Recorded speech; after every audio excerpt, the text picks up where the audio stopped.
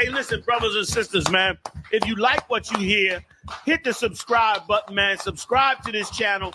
And also, please go to isubk.com and pay your tithe. Drop me some cash so we can move around this planet like we need to, man, and do the things we need to do. Everyone west. Everyone west. Everyone west.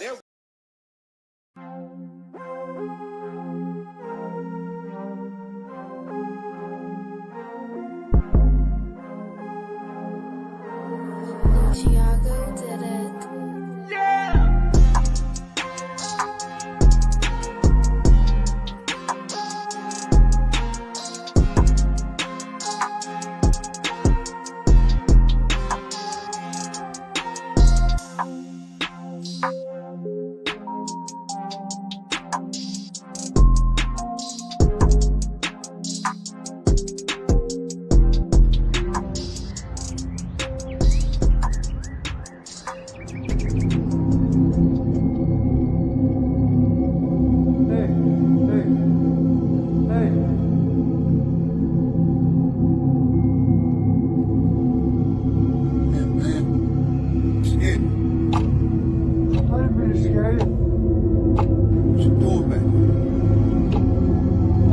Something to eat.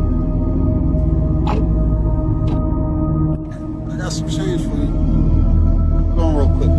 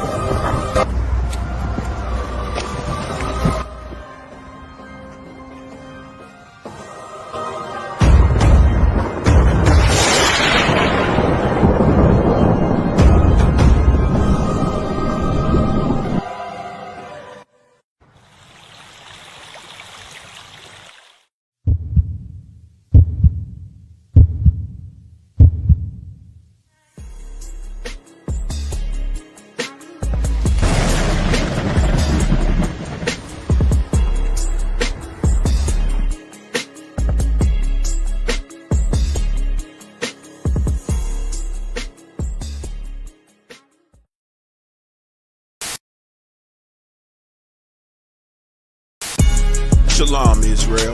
This January 23rd, 12 Shield General Muhammad will be in Baltimore conducting the scripture breakdown class. That's right, he will be in Baltimore, Maryland, 3430 Eastern Avenue.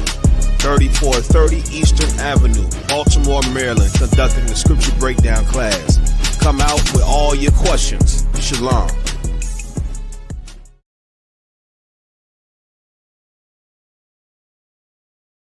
Hey, listen, brothers and sisters, man, if you like what you hear, hit the subscribe button, man. Subscribe to this channel. And also, please go to isubk.com and pay your tithe. Drop me some cash so we can move around this planet like we need to, man, and do the things we need to do.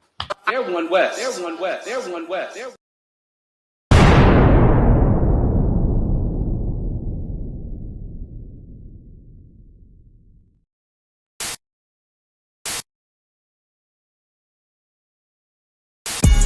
Shalom, Israel. This January 23rd, 12 Shield General Muhammad will be in Baltimore conducting the scripture breakdown class. That's right, he will be in Baltimore, Maryland, 3430 Eastern Avenue. 3430 Eastern Avenue, Baltimore, Maryland, conducting the scripture breakdown class. Come out with all your questions. Shalom.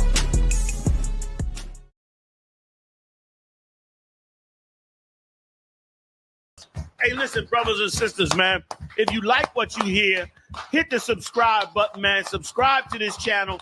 And also, please go to isubk.com and pay your tithe. Drop me some cash so we can move around this planet like we need to, man, and do the things we need to do. Everyone west. Everyone west. Everyone west.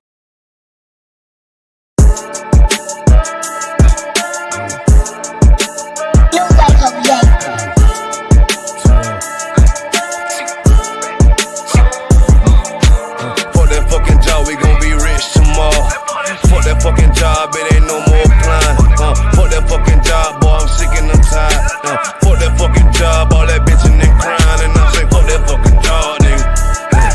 Hey, fuck that fucking job, bitch. Fuck that fucking job, we gon' be rich tomorrow. Fuck that fucking job, it ain't no more applying. Fuck that fucking job, bitch, I done had enough. Fuck that fucking job, I'm watching everybody work. Fuck that fucking job, that little pay by the hour. Yeah, fuck that fucking job, my back hurting and I'm hungry. Yeah, fuck that fucking job, nigga, on sober. Yeah, caught between the two, get this money, go home. Yeah, all these people so, now these bitches, they messy. First day I came in, I bossed up on the bosses. And they promise nigga this, promise nigga that. Want my ass to work, then bring that paper back. Sharp, where you been? I been taking the shit. Knowing damn well that I don't fucking sleep. Fuck that fucking job, we gon' be rich tomorrow. Fuck that fucking job, it ain't no more applying. Fuck that fucking job, boy, I'm sick and I'm tired. Fuck that fucking job, all that bitching and crying, and I say fuck that fucking job, nigga. Hey, fuck that fucking job, bitch.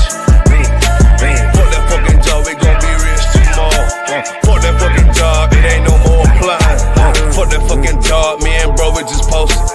Look him in the eye, shake my head disappointed. We gotta visualize, summarize, execute.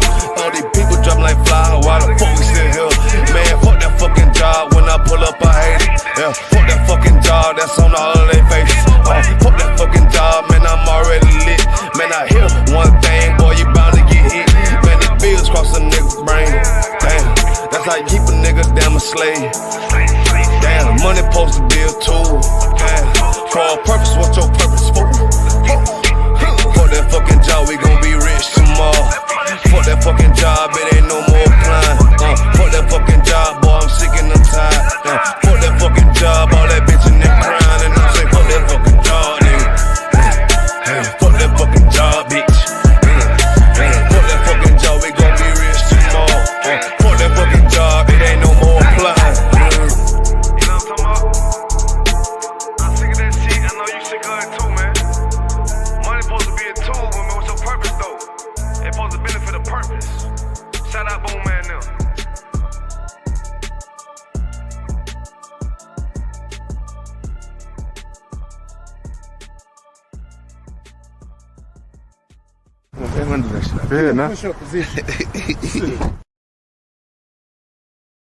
Hey, listen, brothers and sisters, man. If you like what you hear, hit the subscribe button, man. Subscribe to this channel. And also, please, go to isubk.com and pay your tithe. Drop me some cash so we can move around this planet like we need to, man, and do the things we need to do. They're one West. They're one West. They're one West. They're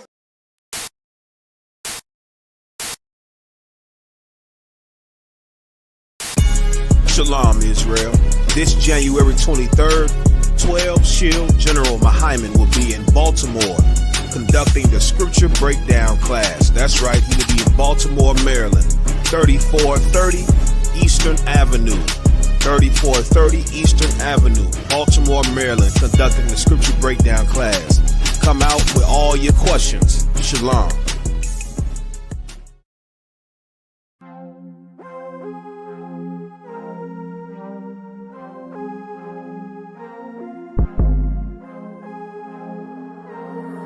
Chicago did it.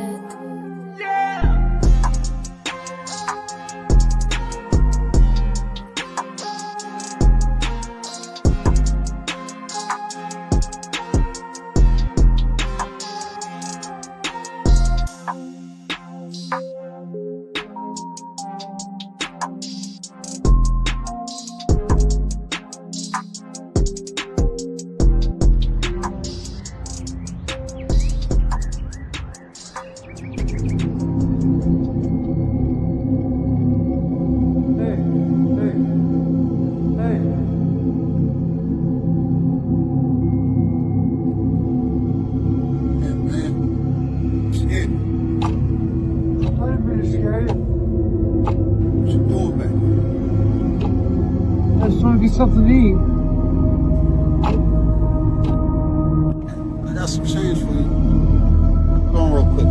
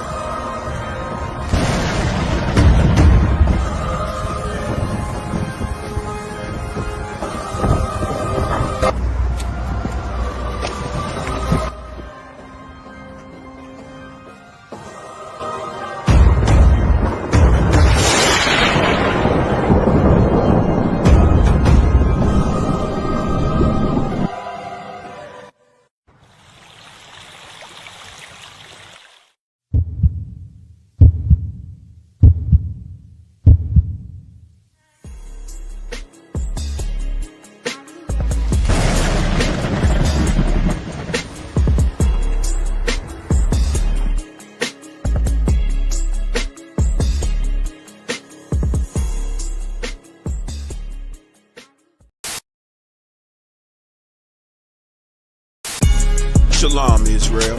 This January 23rd, 12 Shield General Mahyman will be in Baltimore conducting the scripture breakdown class. That's right, he will be in Baltimore, Maryland, 3430 Eastern Avenue. 3430 Eastern Avenue, Baltimore, Maryland, conducting the scripture breakdown class. Come out with all your questions. Shalom.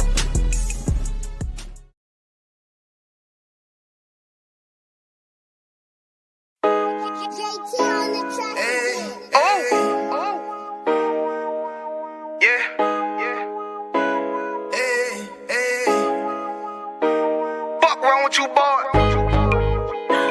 You know what time it is, nigga. Better watch how you step in. Yeah. But that was my niggas. Yeah.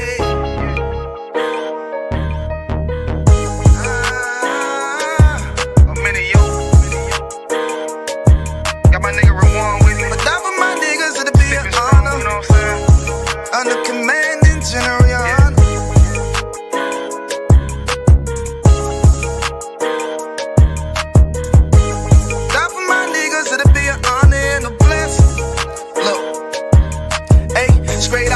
I love all of my niggas, that shit ain't gon' stop till we on top and we ballin', my nigga. We be fly as fuck, you know them bitches be stalking my niggas. That shit'll never change and it's the same with all my niggas. City to city, I should be at home, that's what my ribs say. But bitch, I'm grown, I'm in these streets and closed caption. Niggas know we bout that action. If a nigga play with me, then my Hakim gon' let him have it. Hey, think you the shit, this truth the shit. Nigga play, I let that Ruger hit. Get on them tracks, they be like, who is this? I'm rude with it, ain't got no manners. All them pussy niggas talking shit, yeah, I know they can't stand us, but we UPK, Louisiana, bitch, that's what I'm reppin'. And my niggas solid, number real ones in my section. If you wanna get down, put your boots on, start steppin'. Brotherhood is a weapon.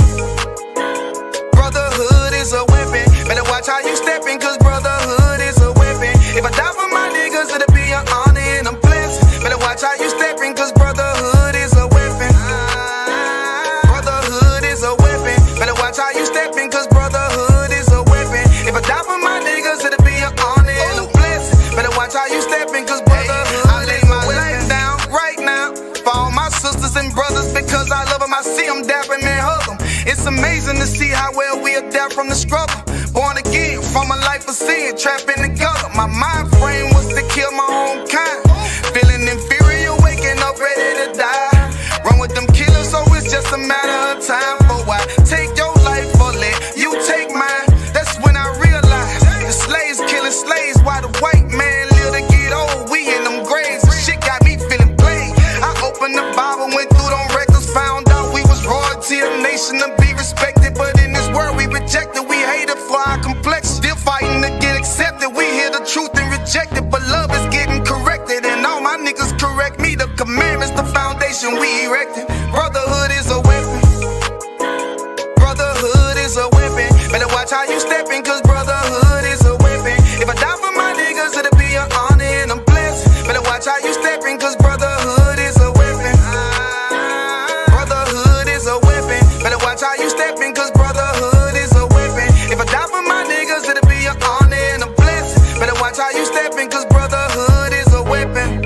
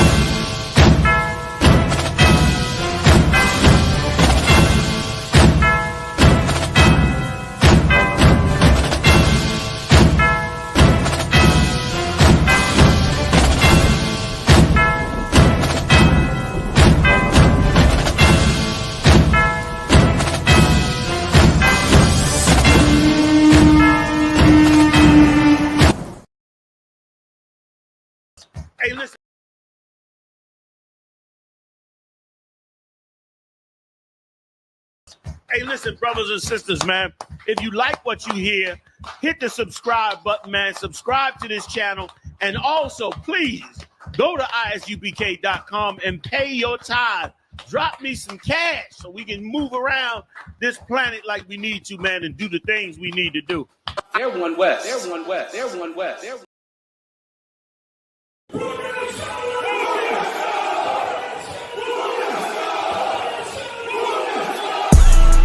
Right back at you again. Officer Shapat Dayakin. Dropping something heavy for these cowards out here. Yeah. Coming straight from 125th, 1 West, Harlem, New York. Home of the truth, nigga. Man of war with hair wool, no idols, loving judgments.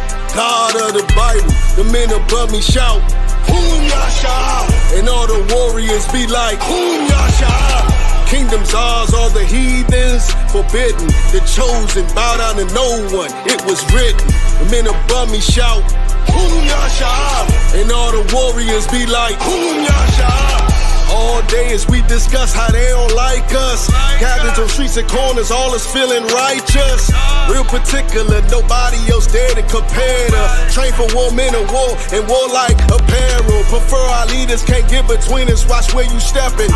Cause a scene, you gon' see how brotherhood is a weapon. Tough skin protect our wrists, teach girls and kids the boldness. Call them prophetess, a priest damn near nothing without it. More than rubies, cute and understanding when describing. Virtue loving, no lip from the daughters of Zion. Gold teeth, earrings, chains, and the rings. Precious metals, fabrics, emphatic stones, and everything.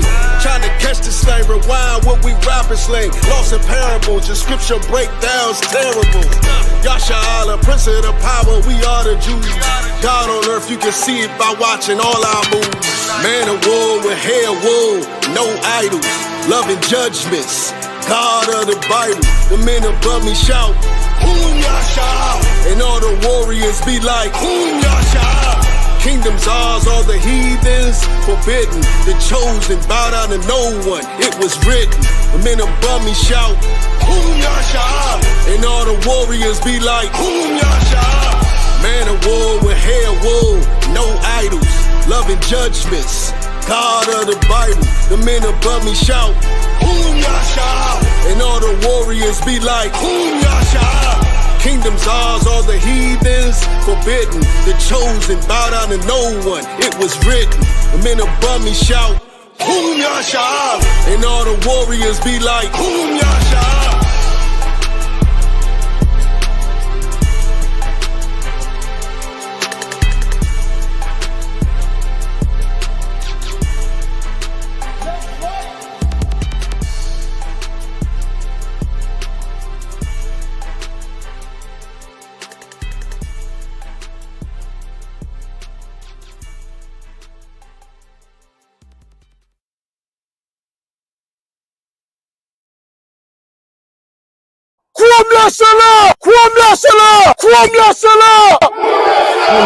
Serious and you're looking for a Christ man, the one who anointed with the Lord, with the Spirit of the Lord to do his will, I'm that nigga.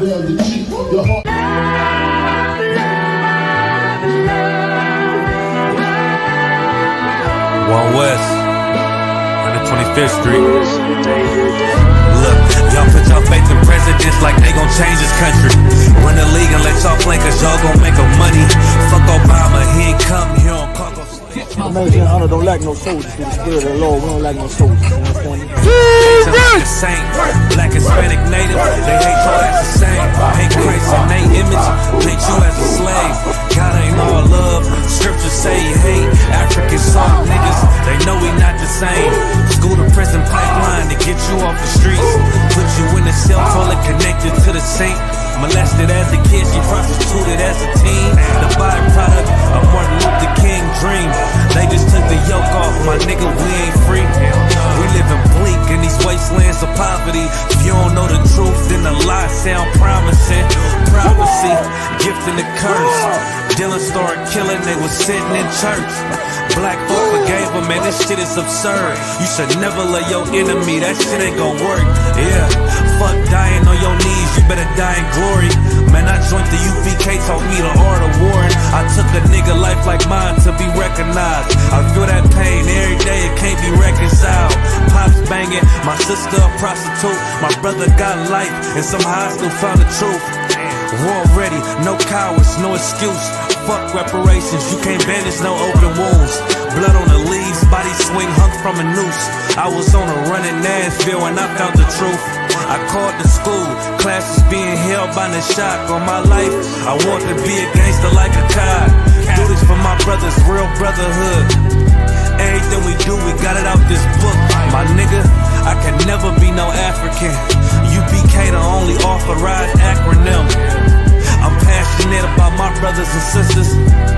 We in hell, I ain't got nothing against them. That's another religion.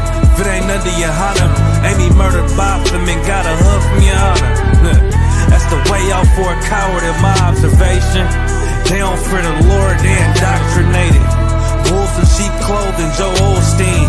Real priest bringing back black royalty. One West on my headpiece, ranking order. Can't let them trick me off the streets, I gotta raise my daughter. I got brothers at the border ducking ice agents. I got the name change, it was life changing. My family thought it was a game, put on all black, they said I was going through a phase. It's more of us in jail than it was slaves. Chose. Aquí somos la Escuela Israelita del Conocimiento Práctico Universal. Hoy estamos aquí. Lord Commander General Yahanna na ESUPK.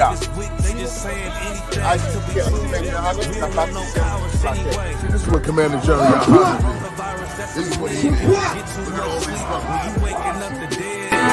First camp, I cut off all my dreads. I took an oath when that oil hit my head. Niggas capping like they lids. I'm a priest, I never stick no fork in no pig. I was dead till I found out how to live. This brotherhood taught me how to be a man. I came back to my roots, I had to dig. A couple gaps I had to bridge. I got a rib, I'm married to this work. You wanna serve the Lord, he ain't in the Christian church. I had to dig. That's right. You wanna serve the Lord, he ain't in the Christian church.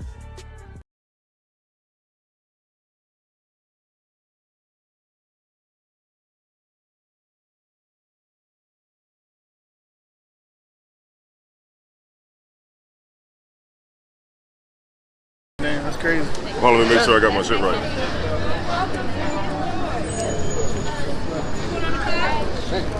Oh man, it's not TV, man. We're doing the big out here once again, man. ISUPK on the Commander General Yahanna, man. You heard about the mission to Acuna. This is the mission to Kensington. The mission to K&A. we out here in Kensington, Allegheny. You know, it's a notorious spot in the city of Philadelphia. A lot of drug addiction, a lot of homelessness, a lot of poverty in the city of Philadelphia.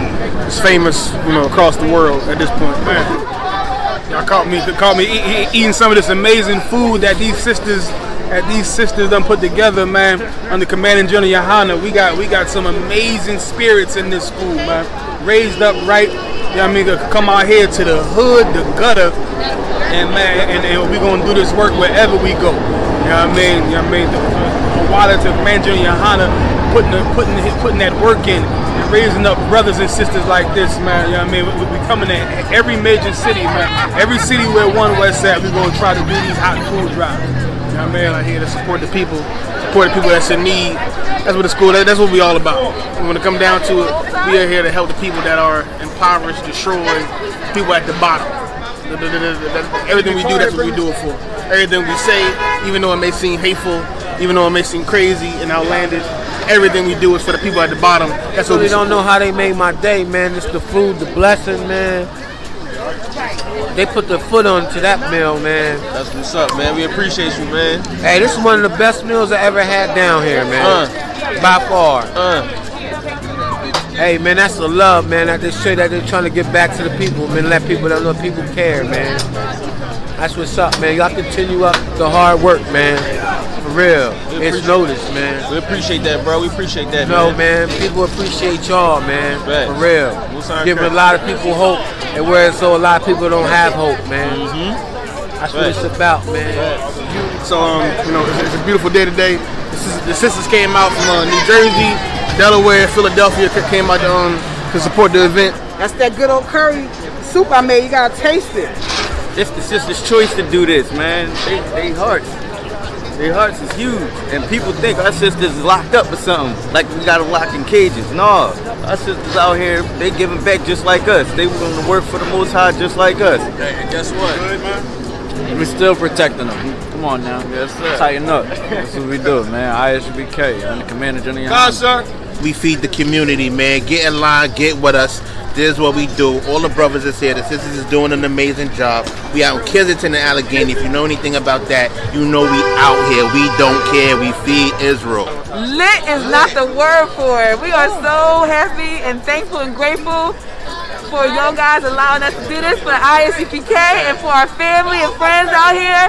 We up in K&A. They got Gia up in K&A. In the belly of the beast, man. We up here in Kensington doing what we was raised to do, doing what we bred to do, and that's to show brotherhood. You see what I'm saying? And the sisters, it's not about us. It's about the sisters, man. The sisters is doing a great job out here. You know, and this is how the Lord get His glory, right here. They put their foot into it. Ain't nothing but love. Yeah. Food, can't even explain it. Most High Christ. I'm trying to do it for you more often, okay? All for you, Hebrew. Hey, For you, thank you. Hey, anytime, hey, I already know. This right here, wow. Shout out to Knock, man, making history. You know what I mean? He only got like 2 to 3 subscribers, but man, make sure you subscribe to Knock TV, man. Hit that notification bell, like, share, and subscribe to this content, man. We got Nabar real with Nabar, man. Say something to the camera, bro. No, he gonna send it to me. I want that. I need that. I be one west to the death till they bury me. I'm one west till they bury me. I be one west to the death till they bury me. I'm one west till they bury me. I be one west to the death till they bury me. I'm one west till they bury me. I be one west to the death till they bury me. I'm one west till they bury me. Hey, listen, brothers and sisters, man. If you like what you hear, hit the subscribe button, man. Subscribe to this channel. And also, please, go to isubk.com and pay your tithe. Drop me some cash so we can move around this planet like we need to, man, and do the things we need to do. They're one west. They're one west. They're one west. They're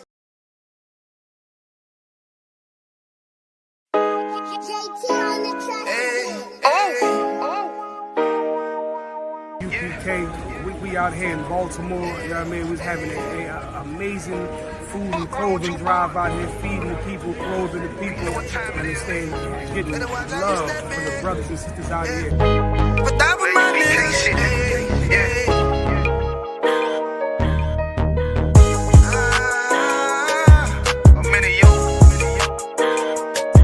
Got my nigga Rawan with me. But that was my niggas, it'll be an honor. You know what I'm saying? Under commanding General Yahanna.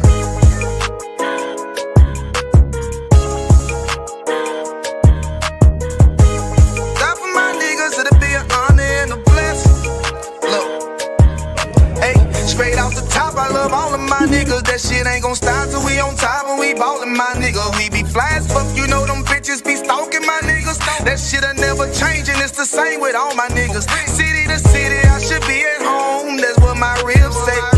But bitch, I'm grown, I'm in these streets and closed caption. Niggas know we bout that action. If a nigga play with me, then my I can gon' let him have it. Hey, think you the shit, this truth, this shit. Nigga play, I let that Ruger hit. Get on them tracks, they be like, who is this? I'm rude with it. Ain't got no manners, all them pussy niggas talking shit. Yeah, I know they can't stand us, but we UPK, Louisiana, bitch, that's what I'm rippin'. And my niggas solid number, real ones in my section.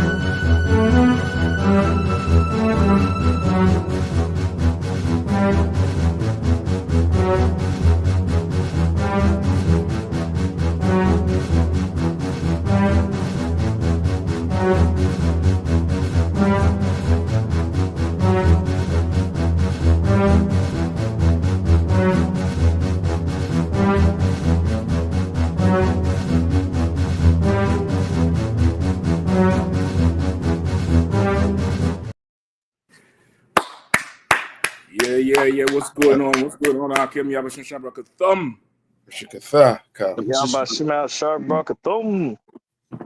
Yeah, I mean, fire, fuego. It's hot. DMX says it's dark and hell is hot. I'm saying it's cold and the East Coast cold and the West Coast hot. Yeah, I mean, the Lord making his announcement, man. The Lord is making the announcement. He trying to get the temperature in the room right. It's like I went for Passover. You gotta figure out, what's really going on. He trying to get the temperature in the room right. He checking to see how the AC blowing, and he checking to see how that heat going, so to know what's the real theme for the comeback. Yeah, I mean, them Chariots gonna come back playing that James Brown. Get down. It's gonna be the comeback. Yeah, I mean, to all the Israelites who may have lost property on the West Coast or lost lives, Lord be with you all. This is not for you all. You get the point. You just happen to be there, and trust me, there's gonna be more to gain. But to the rest of y'all, go make another movie, man. Go buy another house. Make another movie, buy another house. That's all I'm saying. You're crying. It's a video with the Hispanic brother when he has been interviewed. He didn't tell one lie. The reporter had said, cut, that cut that quick. He just said cut. He said, "Oh, there we go. Okay." Like he know he telling the goddamn truth, man. Yeah. He know he telling the truth. Like the Lord ain't sleep on all that violation that's going in Hollywood. Yeah. He ain't sleep on that shit. Hollywood was built on a ton of pedophiles and violations and the SA. For tonight I might be a little politically correct. You all know I hate that PC bullshit. But tonight I might have to do it because they might start a flag. They think, are we talking about what they be doing? You know what I mean? All them places, Hollywood Boulevard, Sunset Boulevard. That's where TMZ used to be filming all them actors and musicians coming out of the, them places, man, them clubs and them. You know what I mean? Trafficking. Lots of trafficking. Exactly. And lots of Diddy evidence. Don't forget that too. Some of them devils glad that their house is burning up. I'm trying to tell you. Whatever bodies they got buried under the damn foundation, whatever evidence from Diddy, it's gone. It's gone. You know what I mean? The Lord making his announcement, man. So we gonna be doing the damn thing. We're gonna be doing the damn thing tonight. And the also 2024 was rough. Shit, 7 days in. It's like the Lord take a page out of Bezos on them book. You go on Amazon and you see you could watch this for a free 7-day trial. Yeah. The Lord give 2025 a 7-day trial. you could jump ship now. You could cancel now. Yeah. It's going to be something else. God, it's a Hollywood movie. I'm trying to tell you. I'm trying to tell you, man. So we're gonna be running this down all the way to Passover, down there in Atlanta. Give Atlanta a hand, man. Officer Jeremiah, bringing it down under Captain Cohen. You know what I mean? And give a big hand to Commander Yahanna, the hardest working man in Israel, to produce that Passover. That's always glorious every year, growing bigger and stronger and bigger and stronger. You know what I mean? The Lord gonna definitely he gonna make his presence fully felt. So it's definitely a good day to be UPK, man.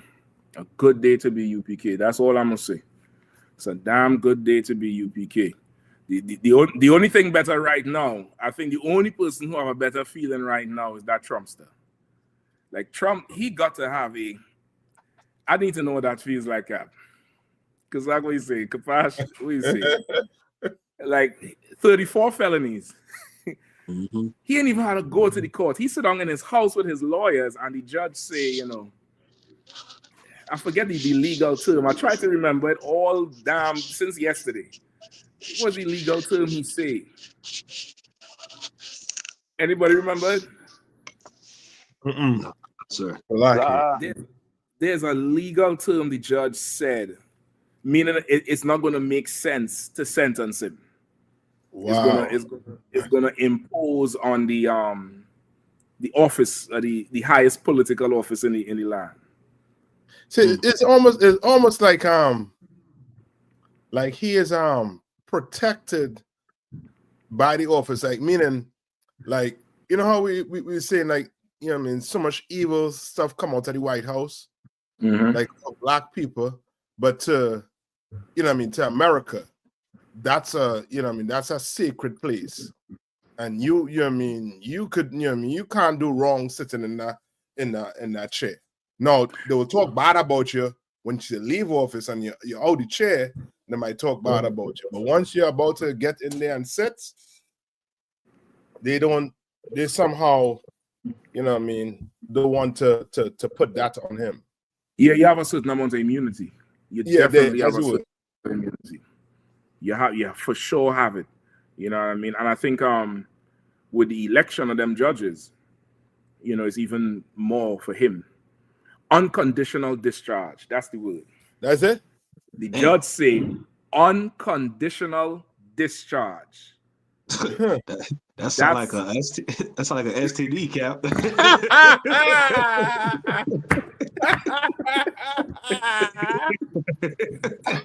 God damn!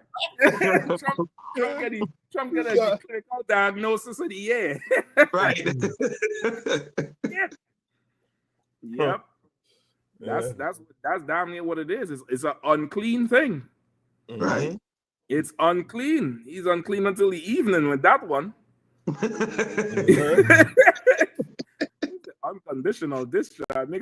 Give me 7 days at least, man. Give me some time. On your record now, yeah, he has an unconditional discharge. Yikes. So you need to see a doctor. Yeah, but that just show the power, as you're saying. That type of power, that is, I mean, that's ridiculous. Yeah. You'll never give a black man that type of power in America. Never. You can't even dream about seeing some shit like that. Right. Remember, I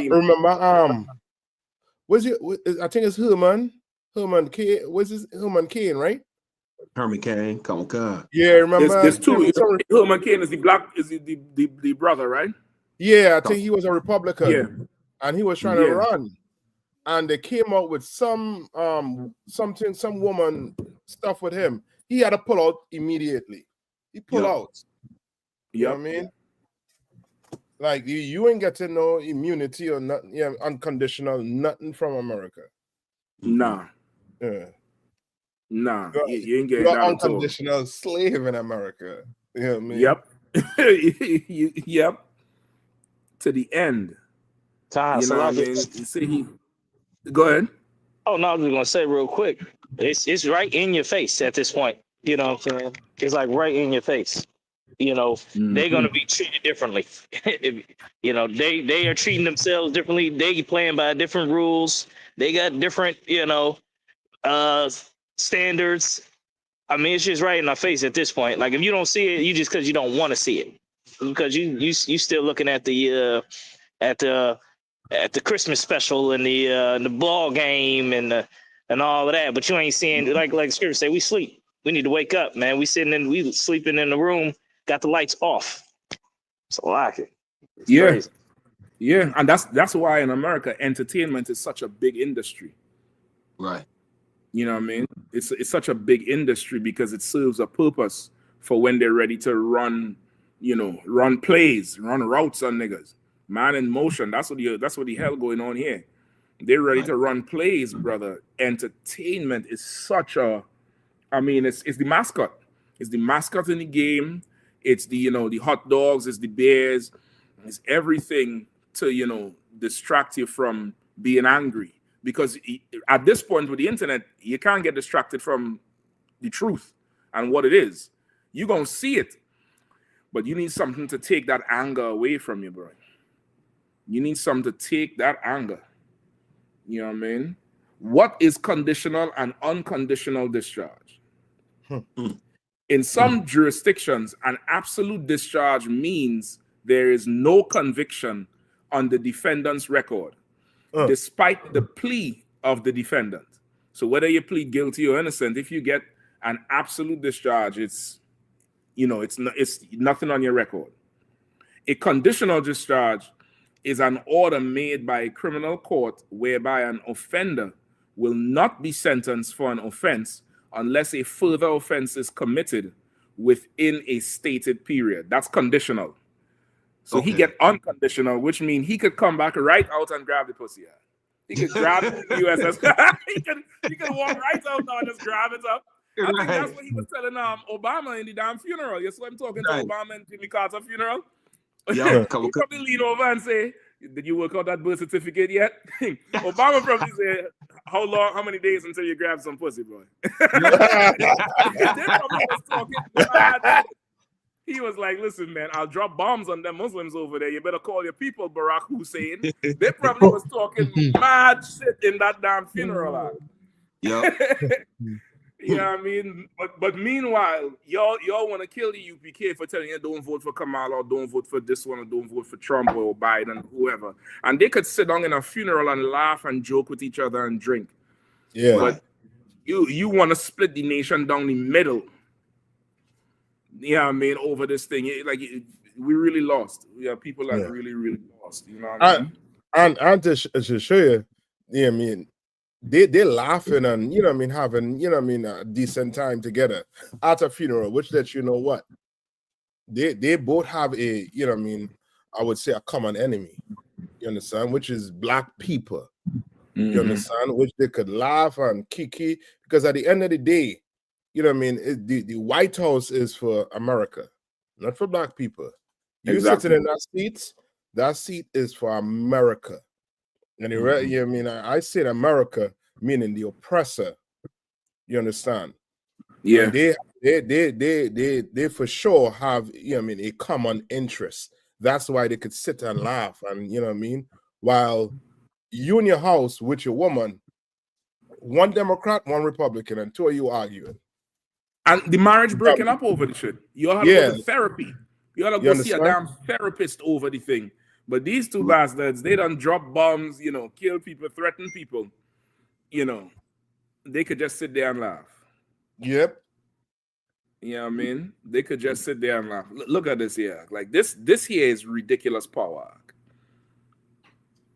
This is him. While the damn court thing going on, this is him in his, house or chambers or whatever. And he just, he chilling. He ain't got to pay the piper. Yep. You know what So I mean? like you said, please, this is as comical as Donald Trump may be to a lot of us. He has a lot of comical mannerisms and things about him.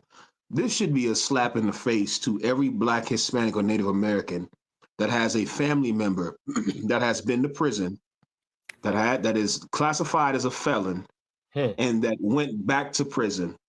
They say the majority of the time, recidivism, that's when somebody gets locked up and then they get out and go back in. Recidivism, the main cause of recidivism is because of the inability to have a fresh start.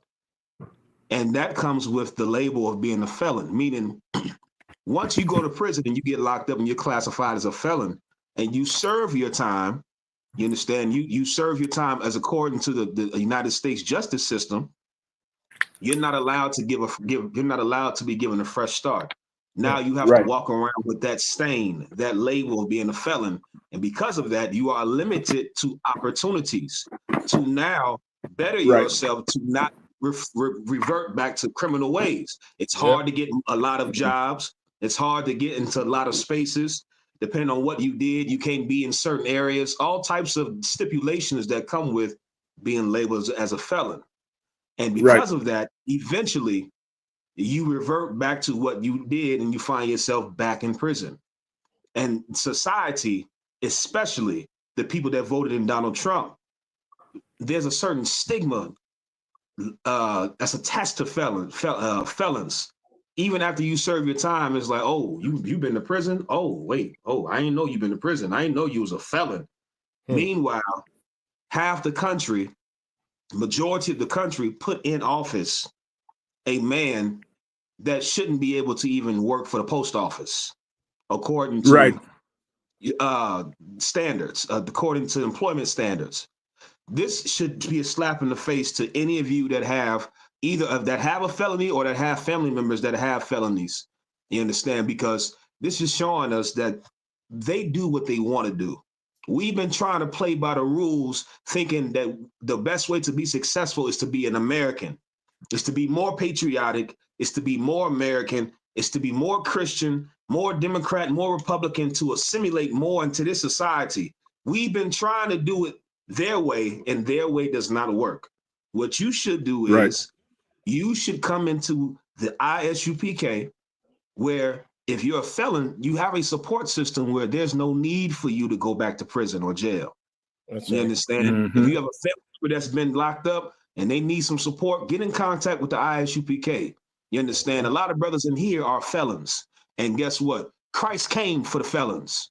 You understand? That's Christ right. came for these brothers that America would hate and then turn around and let a white man with 34 felonies come and get in office. It's a hypocrisy. It's disgusting. So lucky. Yeah. And then if I could, what the brother bringing out is so heavy that it make me think, how many, okay, if he could become the president with a felony because he's an oppressor, because he's white, how many jobs are these devils still getting even though they have a felony? Right. Like, you know what I'm saying? You got these. I bet there's CEOs and managers and supervisors that have felonies and still get the position. And then when the black man come around, they say, well, no, you got a felony, so we can't hire you. It's against company policy. I was nothing I can do. My hands are tied. Right. They get some devils, man. Your boss at your job probably a damn felon, man. He done got drunk and crashed and killed somebody and did all type of stuff, man. Yeah. That's the American way. And what you saying there, Kapash, is that's real power and real privilege. Like I seen a video today, some broad, you remember that broad who in Cam Newton interviewed, and everybody was saying she broke him down and called him out. Some old hoe dressing broad, thinks she nice, thinks she pretty, and everybody look at her because she leading with her thighs. You know what I mean? She leading with her thighs.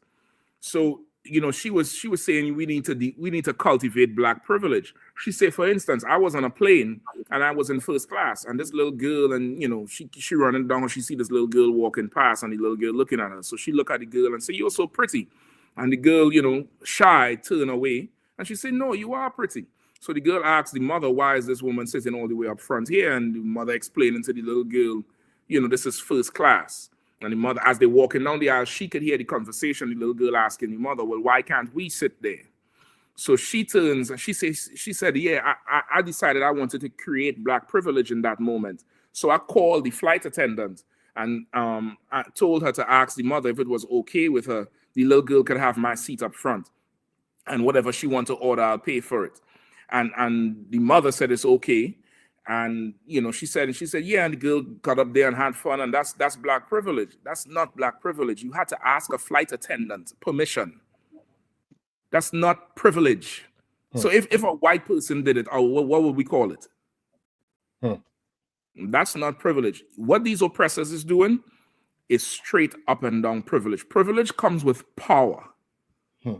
Absolute power. You had to ask permission for it. Like, we really don't understand the game. We can't even begin to fathom the game yet.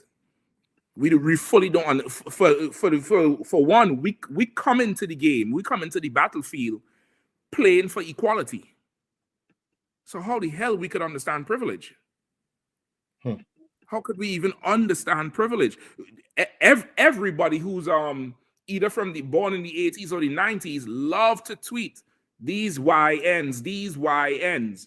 You can't tweet and talk about YNs and still think you understand black privilege. It's impossible. Right. It's impossible, because black privilege would mean what? They are privileged to be young niggas. They could be all the YNs they want. They could do whatever they want. We don't give a damn. Right. That's what it would be. but we fully don't understand it. These people, brother, they understand it, Ark. Yeah. They understand it, and they are not shamed about nothing they're doing. They're doing it full speed ahead, gun-ho ahead. And if you angry, do something about it. That's right. They're daring you to your face. Well, do something about it. What's he going to do? You're Native Indian, you crying over your land? We won. We won. Yeah. You black, you crying over slavery. Forget about it. Go get a job. Some look at Oprah. Look at this one. Brother, without the truth, you wouldn't see the Israelite school at UPK is black privilege. I've never seen it nowhere else.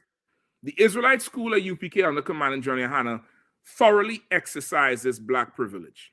Because in here is where you could wreck your life in the world, and you walk through these doors and you get treated like a prince or a princess. Right. You get a brand new slate. You get counsel. You get you get the type of brotherly judgment that leaves you with enough confidence and spirit to take another step. You go to these oppressors, they take everything from you and slam you and shame you. You don't want to live no more. You don't want no life no more. Like, we have a very long way to go to understand this thing here. Like, these people came together and they rallied their king. Trump is their king. Make no bones about it. Donald Trump is their king. And how are you going to put the king in jail? How are you going to incarcerate the king? That ain't going to happen. That ain't going to happen. I don't know if I could add too. I was trying to look for it too. In this book that Eric Williams wrote, right? The Capitalism and Slavery, where he speak about the people who came across here and to America. The ones that came across here to America were people who England was about to basically execute or put in jail. You understand? And they sent them across here as a means to giving them a second chance, basically. And now they, it's like crooks, and criminals created, run this place. So now, it'll be understood why he would be allowed to take office even though he's a felon, because that's the American, how to put it, like dream, basically. To become, even though you have this, this what you call that stigma of being a criminal, you can still be a president because you're white, because you're oppressor. You understand? You still have a chance. You have a second chance. It's almost like, with us, with Christ, we have a second chance in becoming somebody brand new. With them, they always give themselves or their people a second chance, a third chance, a fourth chance, how much ever it takes. You understand? So that they could live the American dream. Yeah. And I'd go you one further. Not just giving a second chance to Trump or any other oppressor, right? But they look at their transgressions as a plausible and a viable or even reasonable means to an end. They would look at his 34 felonies as he had to do that to get this, so what? Who didn't have a little fun with a little prostitute? They'll look at it like that. They won't look at it like how we looking at it. He got 34 felonies. They'll look at it like that's what it takes to run something like this. And you wouldn't know nothing about that. And blah, blah. They would, find a reason for the crime. But when it comes to us, there is no reasoning. Joe Biden said, what? Super predators and criminals. Remember, he said, I don't care how he grew up. If he's taking your grandmother's handbag, I don't care about the reason behind it. That's what I'm saying. Like, we could never, like, and this is for the people in the world, we could never, ever, with how you want to do things, gain what you think you want to gain. Because how you want to go about it, you want to join them, you got to change it from the inside out. How are you changing it from the inside out? The inside of it is criminal. Yep. His whole cabinet, they do the background check on them, and them men can't even work in goddamn who knows where. They can't drive for Uber with them background checks. That Gates one. Yeah. Gates is the one who have all them charges with them young girls. Yep. Oh, brother. How he doing DoorDash? How he coming into your building? The inside of it is fully criminal. So we can't follow your way. We can't do that. We had to go the way that Christ wants us to go, which is to obey his laws, his statutes and commandments, and watch and pray. And it's crumbling down. It's coming to an end. You talk about you wanted all the immigrants gone. The immigrants had to come and put your fires out, Trump. Right. You know what I mean? You didn't want to deport that immigrant water, did you? And that immigrant helicopter. Right. Yeah. And that immigrant fire hose, you gladly accepted that. You said gracias with that one. Yeah, I mean. So, but this is what we up against, man. I'm really vested in watching all this whole political thing, listening to what they're saying. Even when they elected the speaker, I sit down and I watch the whole count. And that Hakeem Jeffries, brother, is a different type of coon. Oh my gosh, that is, coon 2.0 right there. He's a bootleg Obama. He's trying to be Obama. And bro, did you know he wrote a book, an alphabet about politics? Like the ABCs of politics are, and oh my goodness, I'm gonna look for the video and play it for you, brother. Go ahead, please. Slack, let me cut you off, sir. Slack, I'll let you finish. No, go ahead. I was just getting ready to say, just on this Donald Trump thing too, sir, and then all these Uncle Tom politicians. One of the founding fathers of America, Thomas Jefferson, has a famous quote called "The people elect the government they deserve." And you're going to see 2025. Your pastor sat in that church, that whorehouse, that brothel that you call a church. Your pastor sat there Sunday, watched night service, and told you this is the year of prosperity, the year of blessings. This is the year where God is going to turn it around. This is the year of a shift. Oh, he going to turn it around for sure. And you're going to recognize and realize Donald Trump is exactly what America deserves. A man like Donald Trump is exactly what this whore, the daughter of Babylon called America, deserves. They deserve a criminal. They deserve a pedophile, I'm trying to find the sense of word. I can't find it. They deserve a rapist. You understand? They deserve a murderer. They deserve a man like Donald Trump, a deviant, right? And then I think about the scripture in Psalms 109 where it says, "Set an evil man over thee." Like this is what we've been praying for. This is justice. This is the start of justice for an evil man to be over an evil nation and an evil people. Your own founding father, Thomas Jefferson, said the people elect the government they deserve. And you're going to see 2025 and from here on out that everything that happens here is what you patriots deserve. And do not come running to us, running to TikTok and running to social media trying to garner sympathy and trying to rally blacks and Hispanics to your cause like you always do, because we have our own problems. You understand? We've been following you and your problems for so long, and we've been neglecting our own problems. America is not our problem. You understand? America is not our nation. It's not our government. Donald Trump is not our leader. We have a leader. We have a king that that the Most High established, and that's Christ. And that's what those in UPK, that's what we deserve. You understand? Because we have put him as our king. You put this bastard as your king, and we're gonna see how that plays out for you. That's right. Listen, that ain't we ain't elect our king. Our king was given to us because that's what we deserve. That's right. As you say, you know what I mean? Like as you're saying, brother, I looking for this damn video of this fool. I think I found it. Hold up. I think I found it. You would not believe this idiot. Like I'm looking at all these things, even that Jimmy Carter funeral, brother. I saw power there that made me envious. I think I understood what Commander Yahanna be talking about when he say this thing is vexing him. You know what I mean? This thing vexing him and made him so. Brother, they shut DC down for this corpse arc. It's a dead body. This is not somebody living. This is not, somebody who come back from Olympics. This is a corpse. Now, granted, of course, is the ex-president and all of that.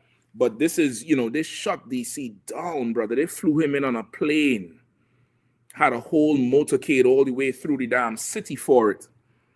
Locked the city down. Guard a body for 48 hours. It went into the rotunda, the same rotunda that they stormed January 6th, 2 years ago, or 4 years ago, how much ever it was. Locked the body in the rotunda for 48 hours so people could come and view it from all over. Then lock the city down again Thursday to take him out. Take him down 395, down Suitland Parkway to the Andrews Air Force Base. Put him on a plane and flew him to Georgia to, be buried on his mommy and his pappy land. Brother, that's power. That's real life power. And to see that thing, we are so behind, we are so behind. Like, he get honor. There's men alive should get that honor today for wherever they go. Brother, I'm talking about 45 or 50 Suburbans, gun mounted. I'm like, well, what the guns is for? He dead. You know what I mean? Brother, it's ridiculous. I really don't think as a people we understand what we're really fighting for. I don't want no equality, man. I want to rule. I want to command more than that. That got to be the base. That got to be the lock, the base of it, the bottom of it. You know what I mean? Let me see if I can get you some of this Hakeem Jeffries, brother.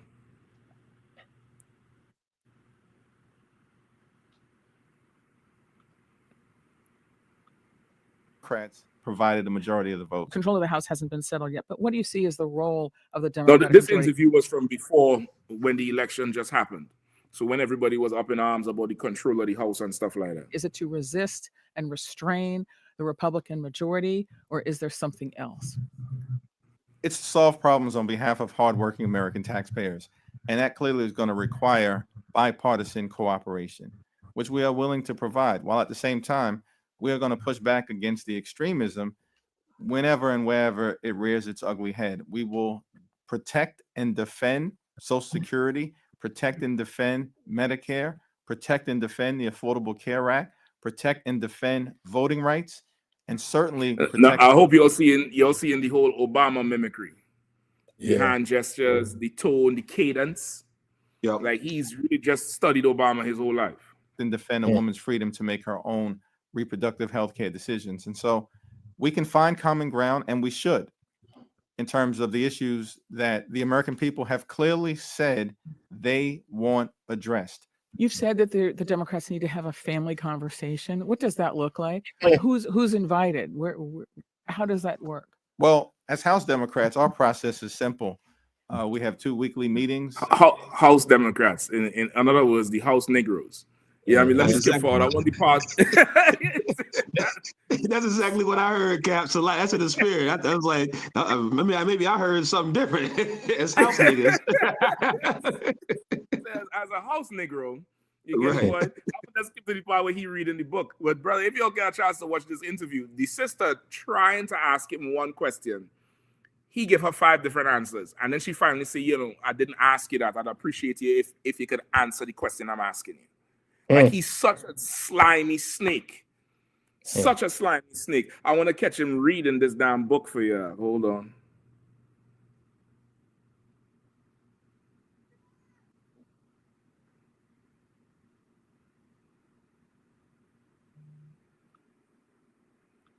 Alternative will be. Will you read just a couple of pages? You don't have to read the whole book, obviously, but you just read a couple of pages. Economic opportunity over extremism. Freedom over fascism. Governance. Right. So that's the alphabet. So economic opportunity over was it fascism? I believe so. Right. Oh no. I think it's something to do with violence. I can't remember. Let's see. He going in order. So he starts at E. So he going E, F, G, H, I. And this is a book he wrote about, what democracy should mean. And he said he wrote it, for all ages. But it's written, you could see it's a book really for like kids, and it's to indoctrinate. But that's what he intends to teach our kids, to make a nursery rhyme about pretty words. Meanwhile, people is teaching their children that it's okay to do wrong if the end results means it ends up in the White House. Yep. That's what white people is teaching the kids tonight. You see that Donald Trump? He did it his way. Frank Sinatra, he did it his way, and he stuck to his guns, and they persecute him just like Jesus Christ. Meanwhile, this fool writing nursery rhymes. Governing over gaslighting, hopefulness over hatred, inclusion over isolation, justice over judicial overreach, knowledge over kangaroo courts, and liberty over limitation. So who do you think the book is for? I mean, it's a graphic book, but there's some high level concepts in here. I mean, like Constitution over cult, freedom over fascism. That's the other thing. I saw the other part of the speech. He said for C, he said Constitution over cult. I said, you motherfucker. Who are you talking to? Who the hell identifies as a cult anyway? Shit. So like for kids? It's an illustrated book. When you get a constitution, you're not looked at as a cult anymore. Looked at as a nation. According to them. But the constitution comes from the cult. It comes from the culture, which is why this shit is so goddamn backward. Constitution over cult. Nigga, it comes from the cult. Exactly. Hear his answer about who the book is for. For people of all ages, but certainly I'm hopeful that it can be received in a way that's accessible for younger Americans, for millennials, for Gen Z, and eventually for the children of this country when trying to process the moment that we're in and, of course, the path forward. And hopefully it'll serve as a reminder of the fact that we are 248 years into this democratic experiment. And there are things that have made this country the envy of the world, several ideals, and we've got to hold those ideals close to us as we navigate through turbulent times. I ain't gonna play no more, brother, because she got frustrated with him, in the most professional way, of course. But you see what I'm talking about with him. That Hakeem Jeffries, he was competing with some other devil for the Speaker of the House. Of course, he got his ass beat. You know what I mean? They say it came down to where he was about to, I think he was about to win the first round of the election. And they had two holdouts who did not vote yet. The guy who won, I forgot his name, the guy who won the Speaker, they say he walked out the damn room with the two holdouts for about 20 minutes, came back, and the two of them voted for him. Meanwhile, this idiot writing books. These people cutting backdoor deals publicly. Yep. The camera's running. The camera's running and all. This dude, he take them two who hold out on the vote, walk outside for 20 minutes, come back in, the two of them vote for him. There was no need to do second and third round voting. But he writing books, Hakeem. Man, I'm telling you, if black people don't understand that, what really taking place right now with, with the oppressor, with how he, he give you rules, but he ain't following none. You don't follow rules, but you have to follow every rule. And then there's an Uncle Tom that comes behind and tell you, well, that's a rule you had to follow. But he ain't following no rules. The oppressor, he ain't following no rules. But we had to follow it. We had to follow it too. You understand? It's almost like you going to be. I think I forget how John Mahayman puts it. With politics is a game for snakes. Kyle, sir. Go ahead. Kyle, sir, it's a snake's game that mice try to play, us being the mice, Yep. sir. Yeah, well, Yep. that's what, yeah. Well, Jeffries is a mice, and he Yep. trying to play a snake game. You know what I mean? And he gonna be, eaten. And the sad thing about it is, Negroes only start to call racism when they lose. When Negroes call it before, why does this call it before? You know you're gonna lose. Like who gonna vote for you? If I could add in, Salaki, if I could, what you're bringing out is so heavy, especially in what Captain Mashak is bringing out, that this children's book that he's talking about, that he's trying to, show some stupid ideals of the government in America, like we're part of it. Okay, I was talking to a young brother today, and I was telling him about, drugs ain't no good life in selling drugs. You dead in jail, this and that, selling poison to your own people. And I told him how the CIA is the ones who brought crack into the black community in the first place. And they used a drug dealer named Rick Ross. And he said, "Oh yeah, the rapper, that's why he's so rich, huh?" Which lets you know we don't even know our own history. Yeah. In the last 30 years of history, we don't even know. You know what I'm saying? That's how far we got to teach our own children real things. Real things that's been going on with our people, not some political lingo crap. Like imagine how much more information our young brothers don't know about our own people in the last 40 years of our history here. 50 years, 60 years, 80 years, 20 years. It's damn near basically none. Because these schools are teaching you George Washington had wooden teeth and Abraham Lincoln freed the slaves and cut down an apple tree.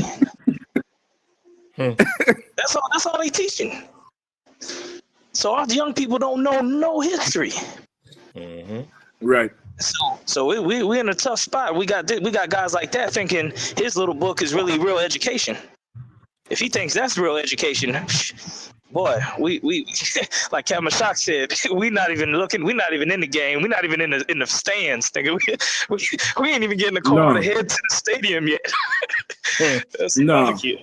And Cap, if I could, is not he okay? Even that is a misunderstanding, because he's not genuinely writing the book to educate anybody. He's a politician.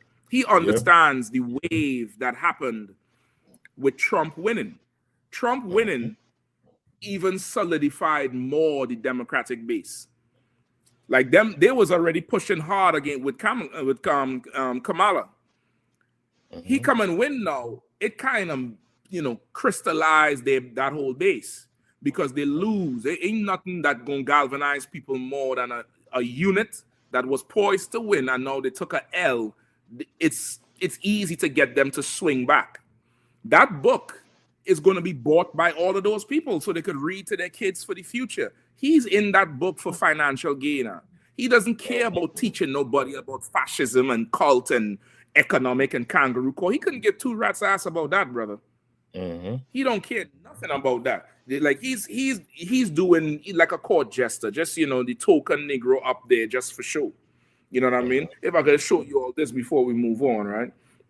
So this is the new speaker, Mike Johnson, right? Listen to what they're saying here. Secure 218 votes in the first round after a little bit of back and forth within his own party. Now, initially, there were three GOP holdouts: Tom Massey of Kentucky, Ralph Norman of South Carolina, and Keith Self of Texas.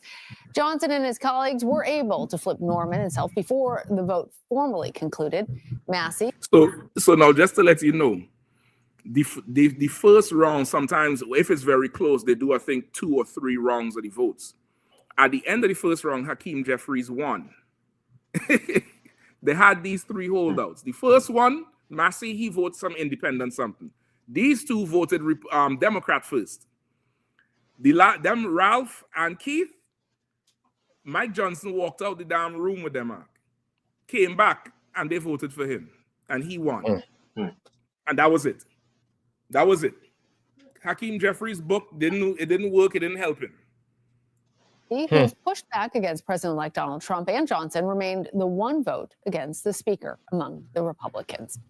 Johnson now faces the narrowest House majority in nearly 100 years. Despite his party's slim majority, Johnson vowed to follow through with President-elect Donald Trump's America First agenda. This is a powerful new coalition of our country. It's a coalition that insists that we purge the policies of America last and we bury them in the graveyard of history's mistakes, because it was a big mistake. To that end, brother, all this is just the old boys club cutting backdoor deals while our leaders give a song and a dance and a pretty little book for kids. He go cut some deal with them and they just flip. And that's your politics. That's all your campaign, and that's all of that. Now you understand why Trump gets a unconditional discharge. If he could walk that same room he talking in, he walked out with them too. Came back and they changed the vote. And they said just before they certify the vote, meaning like it's official. He walked out there with enough time. They held the clock for him. They come back in. He changed the vote. That's who we competing against. That's real white privilege. That's real power. Not that nonsense these are Democrats want to make us believe is power. God, Shalak, if I could. Come on, Cap. I know a lot of them children books, they don't just have words, they have illustration. I would like to see some of that illustration on that book right there, because I mean, when you were to look at it, like you said, they don't understand how power works. The special counsel of the DOJ, he just resigned. He was talking about he wasn't going to resign, but he know what time it is. I think everybody know what time it is. A lot of people are getting moved out the way because of this new presidency, this new regime, as they say, that's coming into position, and is loyalist now. He's not going to make whatever errors he made the first time. He don't plan on making those errors this time under his presidency. These people here are going to be loyal to him. So that's it. When you look at these politics and how they, like you said, it's not education. It's not an educational book. It's a book of indoctrination, because you don't see, like you said, the backroom deals. You don't see the votes or the conversation off the record while the clock is still going for the vote. Exactly. So, look at this. You know what I'm saying? I mean, come on, man. I mean, like the illustration and images, and why images are important. And see, and a lot of these books out here, they got anybody. It ain't hard to write. I think I might even look into going in and making a children's book now if it's this goddamn easy. You know what I'm saying? Because this here, I mean, come on, man. Like, this is just showing you what's going on with our people. You know what I'm saying? But it's time, and why they going after the youth? Because they look at them as future Democrats. We want to go after the youth. We want to educate them. We want to indoctrinate them to show them there's still hope for this place. And these are the words we want to use. So each alphabet means something. You know what I'm saying? So look at this: maturity over Mar-a-Lago. That's a political statement. That's a political statement. He didn't read that part there though. That's what I'm saying. Like, and he draw himself down here. Anything is either him or Obama. I ain't too sure who this supposed to be. Yeah, the more likely that might be Obama. Yeah, as I said, that's his mentor. That's his mentor. But like how you said, maturity over Mar-a-Lago. This Mar-a-Lago is a personal place. That's not. It's not the White House. But you because of how Trump handling it, you bringing it in, and somehow this is education. Like that's crazy, brother. That's crazy when you talk about this thing. Salaki Kahan, go ahead, please. No, well, you hit it right on the head, Cap. I mean, and showing them exactly, that illustration, just showing them exactly what the motive is. You know what I'm saying? What their motive operandi is really to turn somebody into a Democratic operative or a future Democrat. You know what I'm saying? And to lean you, it's no middle of the aisle with these people. You know what I'm saying? And when you look at this right here, you see all the the cult, and see, there you go. We the people. Come on, man. Like what are you trying to say? Benevolence over bigotry. If you know anything about the Constitution, you know what I'm saying? Really, educationally, what it was founded on. but they don't want to have that conversation. When you start getting into those real conversations, then you get into the phrase of critical race theory now. Yeah. When you start to really go and delve into these types of things, now you going in on the avenue of critical race theory, or whatever some kind of a term they like to use when we start talking about the real issues and the real truth about this government. You know what I'm saying? Not the government you see, but the shadow government that's behind the you know what I'm saying, the wall. They're like Captain Shock said, the ones that go outside and then have a secret meeting and then come back and cast a vote. And just say, let's just say it's off the record. Let's just call it a campaign contribution, et cetera, et cetera, et cetera. Yeah, that's it. So like I you. Yeah. Yep. Because you read that book, yeah, I mean, like he almost it's almost like black people have to not be black. You got to be democratic. Like, what's your race? I'm Democrat. Yeah, I'm a Democrat. Exactly. What's your nationality? I'm Democratic. You know what I mean? It's almost like, you know what I mean, that's what the book is indoctrinating black people into accepting America. You know what I mean? When that's a pipe dream. You know what I mean? Everything we see there is a pipe dream for black people. Yeah. You know what I mean? And it's a pipe dream for him and he don't even know it. Like, it's almost like America brings a black man right here. I mean, carrot hanging right here, close to it. But a black man will never get a carrot.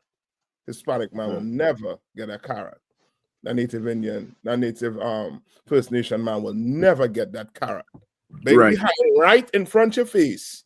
And that's the hope Barack Obama was talking about. That hope Barack Obama was talking about is your dream. You close your eye and dream you're president. That's the hope Barack Obama was talking about. Yeah.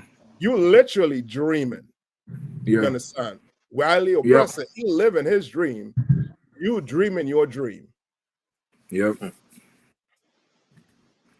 Yeah, man. Where y'all want to go next? Where y'all want to go? I know we definitely had to touch on LA with the fires. We definitely have some good stories in between. Yeah. Where y'all want to talk?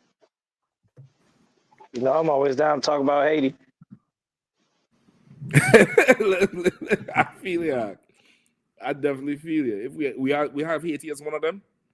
Yeah, I believe so. God, I can't remember. Captain Kahan got the Haitian flag on. You know what I'm saying? 8 and 9. We could rock 8 and 9. 8 and 9 is I think them stories could damn near tie together. And Right? 8 and 9 and maybe 14 too. Yeah. Yep. I think 14 is a repeat of 7. But I want to believe 14, that's a normal occurring thing in DC. I remember that last time when they had that big storm, there's a whole apartment complex, brother. Yeah. Nothing. Nothing. Yeah, man. Like this crazy. I mean, shit. So where you want to start first? You want to start with 14 and then backtrack, or? God, I'm too wild with it, sir. Let's go ahead. Go ahead, Cam. Yeah, let's we could hit 14. That way we could deal with the weather one time, and then we could slide over with Haiti and Trinidad, because it's down there the same thing going on in them country. And Venezuela too. Yeah, that damn near the whole world on a cusp of change and leadership. Yeah, the whole world is changing. You know, it's like an era in sports when, you know, the young hot shots is old men now and new ones coming in. That's what's going on politically throughout the whole earth. It's like a changing of the guard. So like Christ gonna come back and stomp on the neck. I mean, all right, let's go. Kawakan, Southeast DC residents say they have no working heat or hot water. Davinia Miles Simmons told WUSA 9 her apartment is riddled with mold, roaches, a broken window, and no heat or hot water. Several Southeast DC residents reached out to WUSA 9 after they claimed to be living without heat and hot water for days in freezing temperatures. That's yeah, mad. but Jimmy, what's his name? Jimmy Carter. He was in somewhere warm and nice. Oh, Warm toasty. and nice in the capital. Toasty, yeah. You understand? Like you could clearly see where America priorities is. You know what I mean? Not for black people. You know what I mean? Like you gonna have to, you know what I mean? You gonna have to do anything like the president so that you don't have to suffer like that. You know what I mean? And that's where America putting you. It's almost like you will have to go in jail to be treated better than you'll be treated outside. Like you gotta go in, you know what I mean, in some prison to get, you know what I mean, some nice weather. You know what I mean, some nice warmth. Shit, it might be colder in there. Man, could be. But that there is hell. So lock it. Please, and now you give children that book in that kind of condition, and you try to tell them something over freedom over fascism, or fascism over freedom over fascism. You know, let me tell you something. I lived in Southeast DC. Let me tell you something. Ain't them heat that heat ain't working up in there, and they living in them squalor conditions. I'm gonna tell you what them young boys going out there doing. They're going out there and doing whatever they can do to survive. That's it. Yep. That's what they doing. Yep. You know what I'm saying? They mama or daddy can't do it, or they in the house with just their mama. They going out like what Freeway said. Well, my heat stopped working, then my heat get to working. Yep. Yep. They know all about that. You know what I'm saying? Look at The that. heat gonna come from somewhere. Look at that. You know what I'm saying? It's slumlords. Like this is what goes on. These are the type of conditions we live in in the nation's capital. Yeah. The capital of the world. The capital of the world. This is like this boy. The Lord know what he was saying when he said we live in the shadow of Egypt. We in the shadow of Egypt. We not even a part of this place. We just in the shadows of it. You know what I'm saying? Look at this. Like, third world conditions in a first world country. This what you voted for? Yep. Where are the regulations?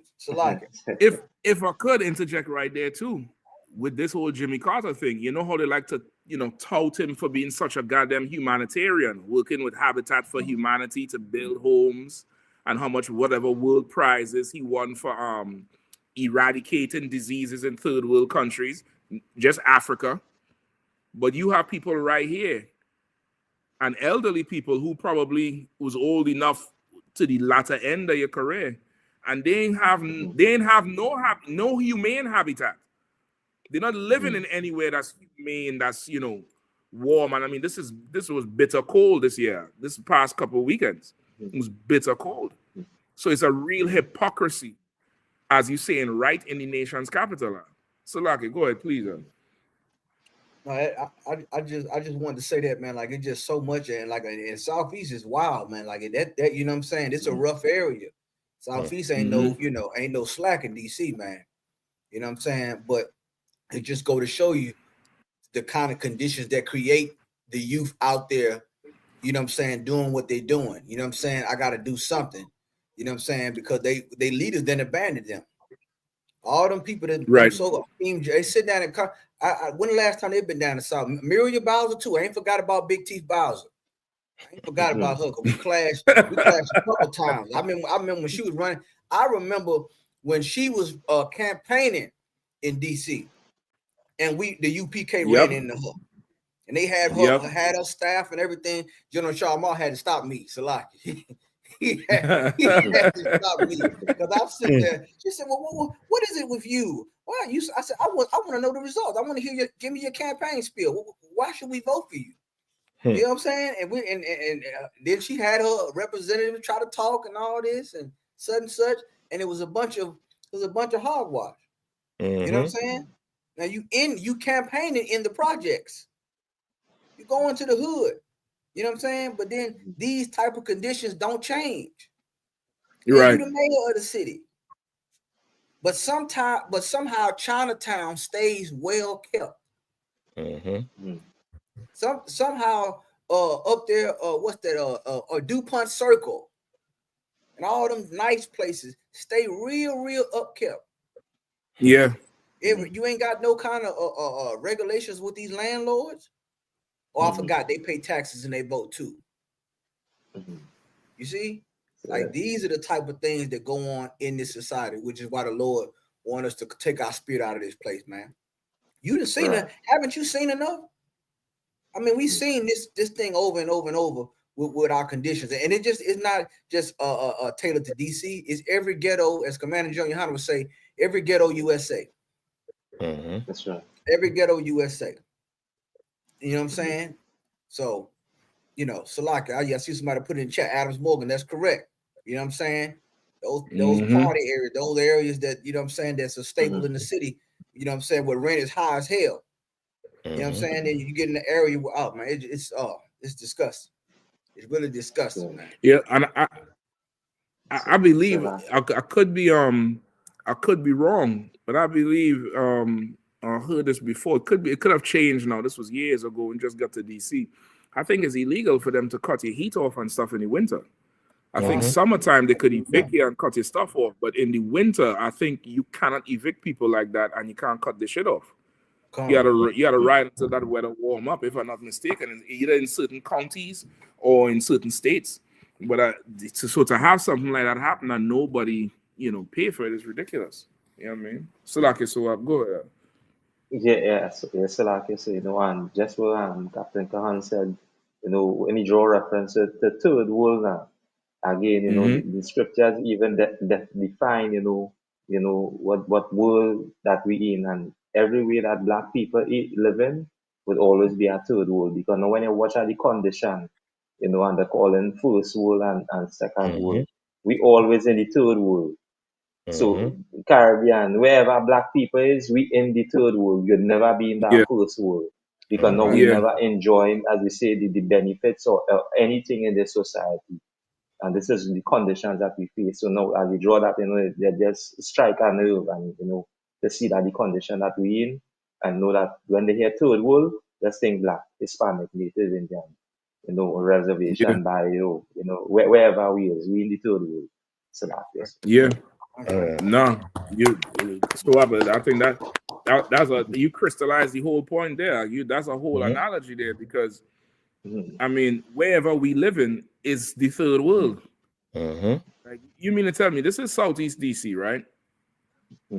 And this is, let me see if I can get back the area. This is Southeast DC here. I'm gonna make this bigger. I hope it could make bigger. All right. Probably can't. This is really not far from, you know, DC is a small city. It's not really all the way out there. You get the point? And you see right here, okay, this is where it happened. The capital is like right here. You see this long strip of green? That's the mall, with the Capitol building on one side and the Washington Monument on the other side. That's that green strip right there. So right here is hell. Right here is heaven. That's right. It's crazy. It's absolutely crazy, like you're saying. So I'm like, wherever we are is the third world, and that's the proof the Bible is real, because these curses will pursue thee and overtake thee. Like how the general always said, wherever you go, there you are. So, you know like what I mean? sir, Please, and if I may, so what Sawab said is so heavy, and that's also proof for those of you that are fearful of what's getting ready to happen to America, the incoming Third World War, all the destruction and the plagues. That's also proof that the Lord can destroy the oppressor and we not be affected. For the government to exist, the seat of power in the earth to exist right there, and white people live in heaven right there, and black people to live in complete hell right there. We live in two separate worlds. What they experience, we are not affected by. What we experience, they're not affected by. That should be more proof that the Bible is real. And that's why you have to get the Lord on your side, because the Lord can now turn it around and they live in hell right next to us. They suffer plagues and famine and destruction and sadness. And we right here unaffected, just like in Egypt. Just like when the Lord was plaguing Egypt. You better look at what's happening in real life and understand that the Bible is real. Also, too, sir, when you were showing that clip, I seen something that caught my eye and it really disturbed me. That news clip. When the news reporter was interviewing the brother, there was something in the background hanging to the right of the window. And to me, I think it brought home the point of why we're suffering as a whole to begin with. It's a clip. If you look, it's an American flag. Keep in mind, this is a black household in a black neighborhood in Southeast DC. Why is a black person flying an American flag inside the damn house right there?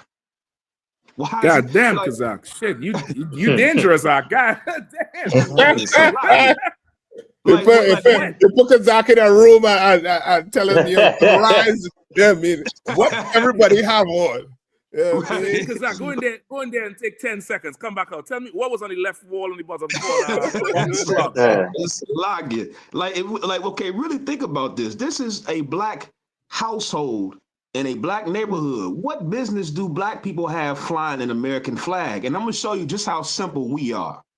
The white man on January 6th in the same city where black people are flying this flag with no heat and water, the white man, they got rid of the American flag when they stormed the Capitol. When the American flag was not working for them, when America was not working for them in their mind, they got rid of the American flag. And that's why you go look at pictures of January 6th at that insurrection, they were not flying any American flags. They were flying all types of different variations and all types of different flags because they, in their mind, this doesn't work, so we're getting rid of it. We're not standing behind it. We're not flying it. This doesn't represent us. We, on the other hand, are habitual slaves, a homeborn servant. And so we continue to do and rally behind things that don't even support us. When the white man has enough common sense to say, why the hell would we fly the American flag when America betrayed us, when America is not serving us? And that's just them losing the damn election. Look, all the flags you see are not American flags. They are altered flags because they can't rally behind something that would, in their mind, go against them. Meanwhile, we in the ghetto with roaches, no heat, suffering, and we still putting our faith in that idol right there. That is the problem. That's the problem. Woe to them that go down to Egypt for help. That's the problem right there. And just to add to what Kazak's saying too, just to add to what he's saying too, as he's speaking about that there, all I could think about is the golden calf. You understand? That's your golden calf right there. You know what I mean? That flag. Like you believe in that so much. You believe that going to help you when that ain't going to help you. That never going to help you. You know what I mean? Like, and that's also proof that whoever is in leadership should not be in leadership. That's right. You know what I mean? Should not. You telling me the people in leadership sending billions of dollars to the Middle East. Right. Understand? To West Asia, to Asia, billions of dollars. And people suffering here. The people who built this place with blood, sweat, and tears suffering here. No. Something wrong. As Kazak saying, when it don't work for them, they're gonna find something that's gonna work for them. Not us. Right. Instead, when it don't work for us, we bow down more. We protest more for the love. You know what I mean? As you say, the flag, and then look what's on the TV. It's almost like a choreograph. You know what I mean? With the capital pitch, you know what I mean? Just staying stationary on the TV in the back. It definitely was. Yeah. It definitely was. That picture on the TV for sure. That media person, play that game with them. But and this to the media is, you know what I mean, like click. You know what I mean? What do they call it? For clickbait. Not clickbait, but they're doing it for clicks. They're doing it for, you know what I mean, to I mean, they don't really care about what's going on with these people. Right. I mean, they just want, I mean, the ratings. Yeah, that's it. Ratings. You know what I mean? Otherwise, you'd tell them, yo, don't do that. You know what I mean? Why the hell you have a flag in the back? Why you doing this in the back? They'd do it to show where the roach and them coming out. You know what I mean? Show us something. Why are you showing us this? God. It's like, if I could, what you bringing out is so heavy, and especially Kazakh as well, because this is, and it's not like this is something new or recent. I remember a Good Times episode where the same thing was happening. The apartment had no heat in the middle of the winter in Chicago. They were complaining. They was wearing jackets indoors. They rats and roaches. The apartment is not up to code. The person, and it's crazy because this is my brother does this type of work where he fixes on things like that. So it's actually simple stuff. You get one handyman. He take a few hours, put up a new window, put the new heater in. Like, it's actually something that can be simply done. But there's nobody who cares, and there's nobody who's over top making sure it happens because they don't care about us. Yeah. The government, the person who run the codes, the inspectors, the landlords, it's like 10 layers of people who get paid to handle that type of crap. But it's a consistent thing throughout Black people here in America, where we in an apartment where the door falling off, the window broken apart, the guy ain't coming to fix the this, and he ain't coming to fix the that. So what Kazak is saying is heavy, that America never worked for us. But we still, if you ask the average brother nowadays, America is it. What do they say? We ain't there yet, but we getting better at it, or some crap that these Black people who love America say. Like, it ain't all the way perfect, but we almost there. We ain't at the mountaintop, but it's ridiculous. If we would have sided with the Lord, we would fix these problems. Easily. The Lord, serving the Lord will put the right men in charge that have the care to care for the sheep. That's what Christ said. We sheep that have no shepherd. That's right. We got no shepherd. Where the shepherds at? We talking about a news story in 2025 that was the same story of a Black TV show in 1960 with the same damn problem. Right. Us talking 60 years of dealing with the same problem. It's a lot if I could. So I sit on me. So that's it. If I could, Captain, and that's a heavy point.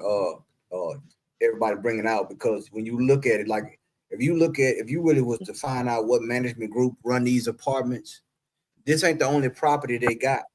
Right. But they run that property like this in Southeast DC because you live there. Yeah. I guarantee that whatever management group, if we was to do some research and find out what management group run those apartments, they have other properties scattered throughout Washington, DC, maybe Virginia.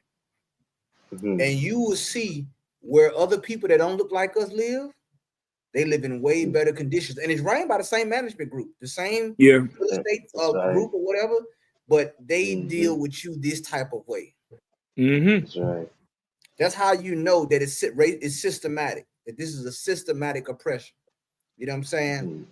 So, and I bet you, once again, going back into the political, they voted for Barack Obama. I can guarantee you they did. If they voted. They voted for Kamala Harris. Right. But the condition, they're still cold in the nation's capital. They still have to experience outside weather indoors. Yeah. But we the hate group. When we go out there in DC and speak about these things, you look at us like something wrong with us. Well, I tell you what, try living in a place where it's cold and you don't have any heat. You tell me who's more radical. Because I can tell you right there, you put a person in these type of conditions, a carnal person, they'll become a monster in Southeast DC. Yeah. Children that live, You read about all those kingpins and those drug dealers came out of Southeast DC. They lived in these same conditions or worse. Mm-hmm. And it drove it. It is not an excuse, but that is what made them do that. That's what they chose to do because of those conditions. You know what I'm saying? Listen, so like, Cap, if I could, I would go as far to say that's the excuse. Once again, black privilege. That's definitely the excuse. Because if Trump gets unconditional discharge, then when it comes to the oppressor, relative to the oppressor, them brothers had a get it too. Because as you said, growing up in this thing, imagine being inside and talking and frost coming out your mouth. In your house. It's crazy. And like you're saying, Cap, I mean, me and Nathan, we all lived down southeast in the beginning. Some of them same landlords and management companies own a row of luxury apartments up in Bethesda, Wisconsin Avenue. Going up down up there in Chevy Chase, brother. I mean, and they'll get away with this because just like Mike Johnson walk out the damn Capitol building with the two people and come back and they switch. All they do is they go and have a private meeting with the inspector, have a private meeting with the codes and regulations, tell the fire marshal, just fill out the paperwork saying you'll inspect the building for the stairs and the fire escape and the extinguishers. Don't go and look at it. Make sure you all don't go look at it. You could plead ignorance now. Exactly. All that is what's going on with our people. Because listen, you have all these immigrants that they're bringing in. And I'm not talking about our brothers. I'm talking about the real immigrants, the Afghans and the Ukrainians. They ain't living like this. Exactly. Hell no. That's right, Cap. They ain't had to put up with that at all. Yeah. So lock it. If I could. What you saying is so right, Cap. I had a sister tell me out in Louisiana, tell me that she found, I don't know what she did with some housing stuff. She told me, she said, now you don't tell her, I ain't get a sister name, but she know a lot with the housing thing. Come on. She said and it's crazy. She said, you know where they putting them Ukrainians at? They come to Louisiana. I said, well, they got to be going over the projects with black people at, huh? She said, nah. She said they got them in a country club. They got them over there housed in the white area, the country club area. You know what I'm saying? So they come over. They come like what you're saying is so heavy. They pay these people not to say nothing, not to like do all the code inspection, all these things, man. And we living in these conditions. You have to understand what is going on. And a lot of you out there, you know what's going on. You acting like you don't know what the UPK talking about. You know exactly what the UPK talking about. Right. You know exactly what Commander Junior Yahanna talking about. You know what I'm saying? This is some of our relatives live in these type of conditions. This ain't far-fetched. Right. You know what I'm saying? That's why you didn't go over there for Christmas and Thanksgiving, because the heat wasn't on. Yep. Oh man. Yep. I yield. Listen, if I could too, big up Hawa. Hawa just sent this article. I'm trying to give you the headline as a reminder. It's all the way from 2017. Oh boy, I hate these damn I got it, sir. You have it? Yeah, Kawaka. He sent it to me All too, right. sir. I'm gonna pull the picture up. Just read the headline. Read the headline in the article, please, brother. Kawaka. The Kushner's real estate empire now surpasses Trump's. Here's how it grew from $1.8 billion to $7.1 billion since 2016. That's what? That's what, 700-800% profit in a year? Yeah, Kawaka. Huh. Number can't fit in a calculator, car. It's a lie.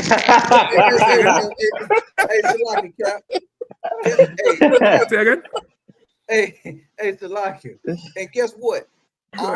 If you house in minority, they still get grant money. They still, if any of those minority, or if you got any people that disabled and all that, all that they getting all that grant money from the government to house us in poor conditions. So like I yield. So, like, if I could, I watched a documentary on this cat and his family. Like, his father, this cat right there, his father ran the real estate company, but he did something illegal where they took away his right to run the company. He did something illegal, probably a slew of illegal things. And, he was disbarred and disbanded and all of that. So then they kind of went to his son. But his son had what he did when he came in, or what they did, because it's really a group of them. Right. They took all the people that left their apartments, all the black people that left their apartments, like within the last 2 years, like a couple years, and they sent them all delinquency notices, even if they wasn't behind, and threatened to sue them all. Like just like, oh, you 15, you moved out, but you was 2 months behind when you moved out. So you owe us $1,500, or we're gonna sue you, and you gotta show up in court. And they just did like a mass lawsuit on tons of people that was frivolous. Like, there weren't real lawsuits. Like they people didn't owe them the money, but because the people were poor, they couldn't fight them in court. They couldn't fight. They had no proof. They had no evidence. This is something. Oh, I lived in that apartment 4 or 5 years ago, and I don't have no paperwork connected to that apartment. But now I'm getting this letter that I owe them, $3,000, and it's going on my credit report, and it's garnishing on my wages and doing this and that. And that's how he took the company to the next level after he did that. And that's how, see how he said, like, it went up and tripled and 100-folded and all that? That's how he did it, by suing poor people that couldn't fight the lawsuit. And Cap, what you saying there is it's a normal practice for management companies, because they know the oppression on us is so severe. The average black person doesn't have time to keep track of money. They don't have time to keep track of money. The average black person ain't keeping receipts, ain't doing all of that. So now when they come with this rush thing and serve everybody, most people would do what? Try to pay the fine, because I can't take time off of work to go to court. I can't take time off of work to get a lawyer and do this. I can't afford no lawyer. Now they start arguing. Didn't you pay the rent? I told you pay the rent. I gave you the money to pay the rent. You went and smoked it up. You went and gambled it up. All that shit, all that pressure they're putting on black people, man. Black and Latino people. I heard a story the other day. Two sisters, two Hispanic sisters, start damn near come to blows at one of them social services office over space in the line. And brother, the oppression is on us so severe, so severe. And to retaliate from oppression is a natural thing. That's why caged animals, even though the damn leg is caught in the damn teeth, they'll fight and bite you still. So the retaliation is natural, but you're going to retaliate at what's right around you in the immediate vicinity because of oppression. Because of the oppression. And these are the bastards who are ruling over us. That's why the Lord burned California down. Yep. That's right. That's why the Lord bring the frost to the East Coast. That's why he did it. Because now he had to level this playing field, and the Lord is doing it such a way. Like right now, he's pleading, let my people go, man. Ease up off my people. So now when he really bring the hammer, you ain't have an excuse. You ain't have an excuse. Because that was a good catch. Because I gotta watch you taking mental pictures behind them shades. He's like, you take a whole picture of the room. You see the signature on the wall. The flag. You could tell me what the broad herring was. Like Cap, he beating the smart glasses right now. I running the whole thing down, man. Listen, like that's ISUPK Shamar department, sir. Yeah, man. That's right. Man. Like they're doing something to us horrible. And again, like what I was just saying too, on the back of Kahan point, when I say like we had to give ourselves the excuse, because okay, a brother who now taking a strap out of Southeast DC or wherever. I ain't just saying Southeast because I ain't just casting aspersions. Could come from Northeast, come from uptown. But let's say he go and hit the street and decide to carjack or rob. He's coming from a background where nothing is given to him. That Kushner bastard, his father give him stuff. What's his excuse for robbing? Exactly. What's his excuse for stealing and scamming and scheming? Because he got them wicked. The wicked is estranged from the womb. That's what I say. The UPK is the only place where you get black privilege, man. Right. The UPK is the only place where we exercise black privilege. You know how much people walk in these doors with heavy hearts. You see them come to class. Hey, what's going on, brother? How you doing? Hey, shalom, man. He spent the whole class with his head like this. You want to read, brother? And he's like, and you look at him and you realize, man, I ain't going to even force this brother to read. Some sister coming, she can't keep her mouth shut. She out her mind because of the pressure. And you got to talk to her and get her come back to class. And then she come 3-4 weeks later and apologize for her behavior because of the treatment in here. In here is where you get black privilege. In here is where somebody could tell you, what you did in the past don't matter to me, nigga. That's right. It don't matter. It don't matter. You know what's a genuine person, you know what that does to somebody? Yep. Where you look at me and you don't look at me like a filthy piece of trash, but you look at me as somebody, as somebody. And just to add, Cap, like a check. You don't look at black people as checks. You know what I mean? And that's the rich. The rich look at us like checks. You know what I mean? Like the average black person don't expect a rich man to rob them because they already have money. You know what I mean? You're rich. What the hell you robbing people like that for? You know what I mean? Like black people will not sit down and think about half the thing these oppressors sit down and think about stealing and robbing. We don't. You know what I mean? Not at the rate. Not at the rate they do.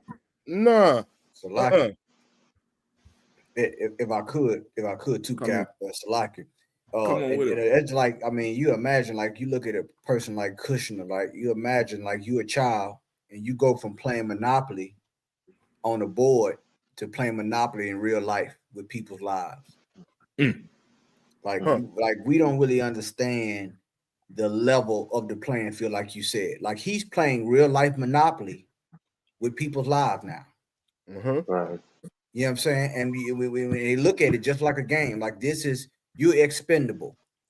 Yeah. You know, COVID hit, I'll get the COVID money for each unit. Affirmative action, I'll get affirmative action housing for each unit. Disabled, I'll get that. But and not give you a percentage of that. Not say, well, I'm going to make this apartment handicap accessible.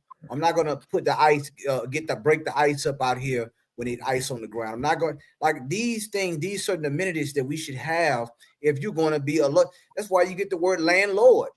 You exercising lordship over these tenants. And it's your duty, you're supposed to be your duty to provide these resources that you're supposed to provide. You know what I'm saying? Which is why they pay you rent. But these are the things that, like, once again, this is how you know the Bible is so real, man. I just wanted to add that point in, Cap. Y'all hitting it home with this thing here, man. I mean, listen, it's definitely that, and like you saying, like, we are not like these people. Like, you would have an Israelite who has something. Let's say they're renting out, or a space somebody using, or even a car they're renting or some shit like that, right? An Israelite would have something like that, and an Israelite would think, I have a relationship with this person. They may have a family. They're renting from me for a while. I'll increase it like what everybody would increase, but I ain't gonna dig your eye out over it. You know, slow money better than no money. Let's something still keep coming in. You have a place to stay. I could make a little something. These bastards, that they're not like that. If they could get you to pay rent and you don't live in the apartment, they'll do it. Yes. If there's a way to get you out of the spot and you still paying rent, they'll do it. And like what they're doing now, Cap. I don't know if you hear what they're doing now with the rent. They're letting the algorithm decide how much you're going to pay. And now certain states putting them landlords in court right now and suing them. You know what I mean? I think a couple of them won over it. They're putting them landlords coming together. I forget it's an algorithm they're using to have to increase the rent on people. And now the states had to come in and start to regulate what these landlords doing and taking them to court. And one state, I think they're charging them in like over $1 million, like suing them. You know what I mean? Like it's crazy what they're doing. You know what I mean to black people. God. You know what I mean? And if I could say one more thing on top of that, if I could, what you're bringing out is heavy, and what Captain Mashak and Captain Kaham, everybody's bringing out is heavy, because this oppression, like the scripture say, oppression maketh a wise man mad, right? But that anger, sometimes, if that anger still can be put on you from oppression, and you may not know what to do with it. Like, how many relationships of couples fall apart because of the pressure, because of the stress of, the bills are stacking up. I just had a baby. I can't work. Why ain't you doing more? Why is it all this? Why is these bills stacking up? Well, I'm working 2 jobs. Now they just arguing and fussing, and the pressure and the stress is growing and growing, and to a head. All that type of stuff. I remember one time I was having a conversation with a woman who's, I don't know what she was, but I was by the liquor store and she was complaining, black people always doing this. They always shooting up and robbing and this and that. So I said, why are black people shooting and robbing? You ever ask yourself that? I said, why? And she didn't say nothing. I'm thinking she's gonna say something. She talking all this lip. So I said, but why? Why are black people doing it? Why are they fighting? Why are they shooting? Why is this happening? And she didn't have nothing to say. But I could see in her mind like that question is like, damn, that's really a deep question. You know what I'm saying? Like, where she was stumped, because the why is important. That sister who went to the first integrated schools in the South, I think her Ruby Ridges, she said when she went home, she beat up on her little brothers and sisters because she was getting bullied at the school by the oppressor. Wow. A lot of time that's a natural thing for that. What did they show you in the TV shows? The bully at school, he's getting bullied at home by his dad is drunk or something. You know what I mean? A lot of that always transfer over into that behavior. So we getting trampled on and stepped on and bullied. And what do you think is what happens when that transfer happens? We turn on each other and bully each other. And so, that why is important. Trying to take the blame off. A lot of coons talk about, you can't blame the white man for everything. You can't blame him for this, for that, for this. Shit, I don't see why the hell not. White boys shoot up the school, they blame everything but him. Yep. So, that's why I asked the sister, why? Why would a young brother be shooting up the block? Why? Do you think about that? Let's get into that conversation. What's he dealing with? What was his dinner like? What is his mom like? When he lays his head down, how many roaches is in his hair? You ain't thinking about that. But you want to come down on our people. So, the truth, the ISUBK got the answers. We the only ones who got the knowledge of the Lord to really heal the people on what's going on. What I mean? Like, I remember there was a sister I was giving counsel to. She was depressed, crying, and not crying all the way, but just depressed for almost a couple of days. I just had to tell her over and over, it's not your fault. It's not your fault. It's not your fault. It is not your fault. And I just had to tell her that for like damn near a minute, like 10 to 20 minutes, just so she can get out that depression. Yeah. So that's what our people need to hear. Our people need to hear that the hope, that's that gospel that's in this truth, man. That's the real black privilege, Kapash. Like what you was telling her is black privilege. I mean, that's what them judges be telling them college boys who be, sexually assaulting them college girls. So don't worry about it. We ain't want to wreck your career. It's not your fault. Her skirt was too short. Remember the judge who told the victim, the white girl, he said you should have kept your knees together. He said, imagine putting a penny between your knees and not letting it fall. He said that's what should have happened. Meanwhile, he was an Olympic prospect swimmer out of some college, a white boy. So you know he's strong. He done violate the girl. The judge say that because that's their white privilege. What Cap? What you did there is is black privilege with the Holy Spirit, man. And tell somebody that is not their fault because again, the oppression we under, we'll blame ourselves. Yeah, like this thing that Captain Nanfak was talking about here. This is one thing. The average amount that landlords use of pricing algorithm added to monthly rental cost in 2023. In Denver, they say in Atlanta, they say you could pay $181 more, about $200 more. In DC, they say you could pay about a little $112 more. Denver 136, national average 70. Meaning, what is this algorithm looking at? This otherwise would be what was the economic phrase for that? Price gouging?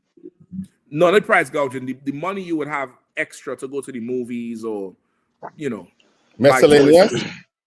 No, some disposable income. Okay, yeah. This would otherwise be your disposable income. You throw away money. You want to buy, whatever. That's the money you enjoy. You could do what you want with it. You might put it in savings. You might go, take everybody out to eat. You might, buy some extra movies on Netflix or Amazon or something. You might, splurge a little bit with this money. The algorithm is programmed to take that from you. That is crazy, brother. That is crazy. And what we would do, I have to work harder. You go on the internet and you see how people living. Shit. You see them actors in Hollywood walking down with flip-flops and $5 t-shirts in $1 million mansions. You'd be like, man, if I just work harder and improve my skills and go to night school. Remember they made a whole movie, Night School, with Kevin Hart and that girl? Go to night school and do this. We'll blame ourselves.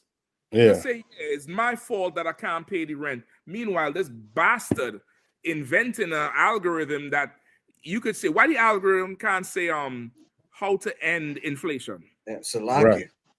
Come on, Cap. Come on with it. And that's what they're afraid of. See, that's the thing. what they're dealing with this AI. And by the way, the new manifesto that's going to be coming out for the next terrorist is going to be brought to you by ChatGPT. You damn right. When you would have looked and see, they don't want because see, you start messing with that AI and you start talking about well, I'm in the ghetto, I don't have heat, I don't have this, and I'm in a capitalist society, this and this. What am I supposed to do? They don't want that computer to start telling you, well, you should do this, and do this. When the computer give you the blue screen and them say, okay, you know what, overthrow the whole gun. They don't want you. They don't want the AI start telling you to start talking about oppression. You know what I'm saying? They talk about how they're going to use it as a tool to oppress you more and more. And they never mind the human cost. Exactly. Never mind the sick days. Never mind the days that you get accidents happen. That's not computed in this algorithm. Yeah. It's just a dollar sign. No. You know what I'm saying? And it's a sign for us to pay more. Yeah, that's it. And Cap, if you can't pay more, guess what? You got to go find it. Yeah. Because the average Israelite cannot move out of the place they're locked in. They're going to break the contract. They got to pay more. And even if they could move out, even if they are the part of the contract where they could pay, where it could move out, the new application process, you can't afford that new housing price. Yeah. So you'll do whatever. You'll work the 9 to 5 and then come off the job and turn on the Uber app or the DoorDash, or go get a 5 to 9, or start doing something illegal, or immoral, for the OnlyFanners out there. You may read some. Let me get Khan come back here and then you'll read it. Okay. Go ahead, Khan. And Salaka too, like you said, Cap. When you working all that time, you really not paying for it. You're really not even enjoying your residency. Right. If you working that many hours just to sleep, only get 6 hours of sleep, how are you really enjoying your residency? How are you really? You can't really even enjoy being in that place because you're working so many hours. Yeah. You know what I'm saying? So you really, I mean, they cheating you really. You know what I'm saying? Salak. And if I could just now talk just before you jump in, with the article. And it creates a toxic, I mean, I don't hate to use the word toxic, it's so played out, but it creates a satanic environment in your house. Because the minute the child writes on the walls, oh, you're going to beat that child like, you know how much I'm paying for this rent? It's a goddamn crayon and a $15 gallon of paint to just take that off. You know how much children getting, I mean, the hammer dropped on them over an increase in rent or increase in bills, or you work all this overtime and everything goes straight to a parking ticket or a repair that the landlord don't want to fix. Oh my gosh, like they don't know what. Okay, they probably know what they're doing to us. We don't know what they're doing to us. That's why the Lord got to burn California down. I ain't feeling sorry for no goddamn actor, no businessman or nothing. Go ahead, matter of fact, please. No, just before I read, where it says, you don't come and say what's so heavy, and you know, everybody, of course, you know what I mean. But that point you bring up where, I think earlier on you said that if they could find a way for you to pay for it when you're not in the house, right? Just explain it. You know what I mean? Like you know what I mean? You know what I mean? Right. You can't. Right. You know what I mean? You want to live, you know what I mean, in away from, you know what I mean, like problems being in the ghetto. You had to work like 2 jobs, Zach. You get like maybe what 4 hours sleep, if so much. Yeah. When you get home, to go back to work again, and it's that cycle.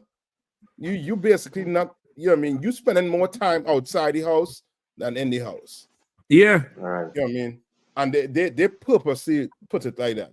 But let me just read a little bit of the article. Justice Department accuses 6 major landlords of keeping rents high. Right, I'm gonna skip down to a few paragraphs. So they said the department, along with 10 states, including North Carolina, Tennessee, Colorado, and California, is accusing 6 landlords that collectively operate more than 1.3 million units in 43 states and the District of Columbia of scheming to avoid lowering rents. Hold on. Wait, 1.3 million units? Yes. Hold on. What's the average rent? Brother, $2,000? I would even say, I would tell him maybe 900 is the average. Nah, that you pay that for a kennel. you ain't getting no apartment for no 900. I just, you know what I mean? That's 2005 prices. I low in the ball. I low in it. See, catching everything in it. They brother, I think it's about $2,000 now. You paying for rent, maybe 1,500. $2,000 average you paying for rent. So let's say 2,000 by 1.3 million. Calculate. I go hit you. Yeah, the E to the 10th power. 1.3 million times 2,000. Hold on, that's $2.6 billion a month. Yep. Good night, brother. Them swimming in money here. Listen. How they say it in the beginning of the cable time? More fire. Bring the fire, man. Yeah, that's right. Fire so they can't charge this money. Yeah, they find a way to get rid of the king, but somehow you have a ton of kings. You know what I mean? So lock you. It's almost like what feudalism, like doing the dark ages in a way. In a way, I mean, I could be wrong. It could be the wrong term, but the term they use when they was dealing with that type of mentality, when you would just I think some people call them oligarchs or something like that. I could be wrong. Mm-hmm. When you start to amass that much power and wealth, and then now you don't want to have any rent control, you don't want to have any price, you know what I'm saying? Like you just want to just max out the rent. Boy, that's a different kind of evil. That evil there. That's when they talk about the algorithm and all that. That's not human. If you want to talk about it, that's something else.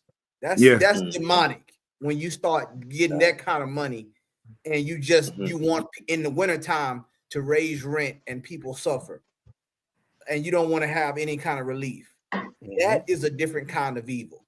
Yeah. And you can't comprehend because they have a shirt and a tie and they smile, you don't think it's a monster. Because they have a glass wall in their office. When you go to the management group to talk to them about housing, you don't see that. But that is a monster. That's it. Yeah. That kind of money, and people are having a housing crisis in America. So like I yield. Let me read a little more, Cap. Please, Cap.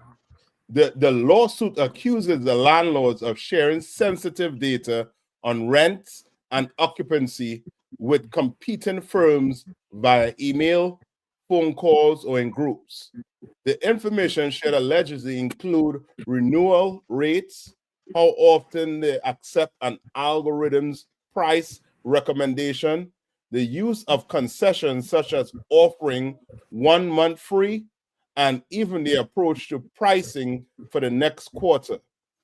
They said the Justice Department said one of the 6 landlords agreed to cooperate with prosecutors.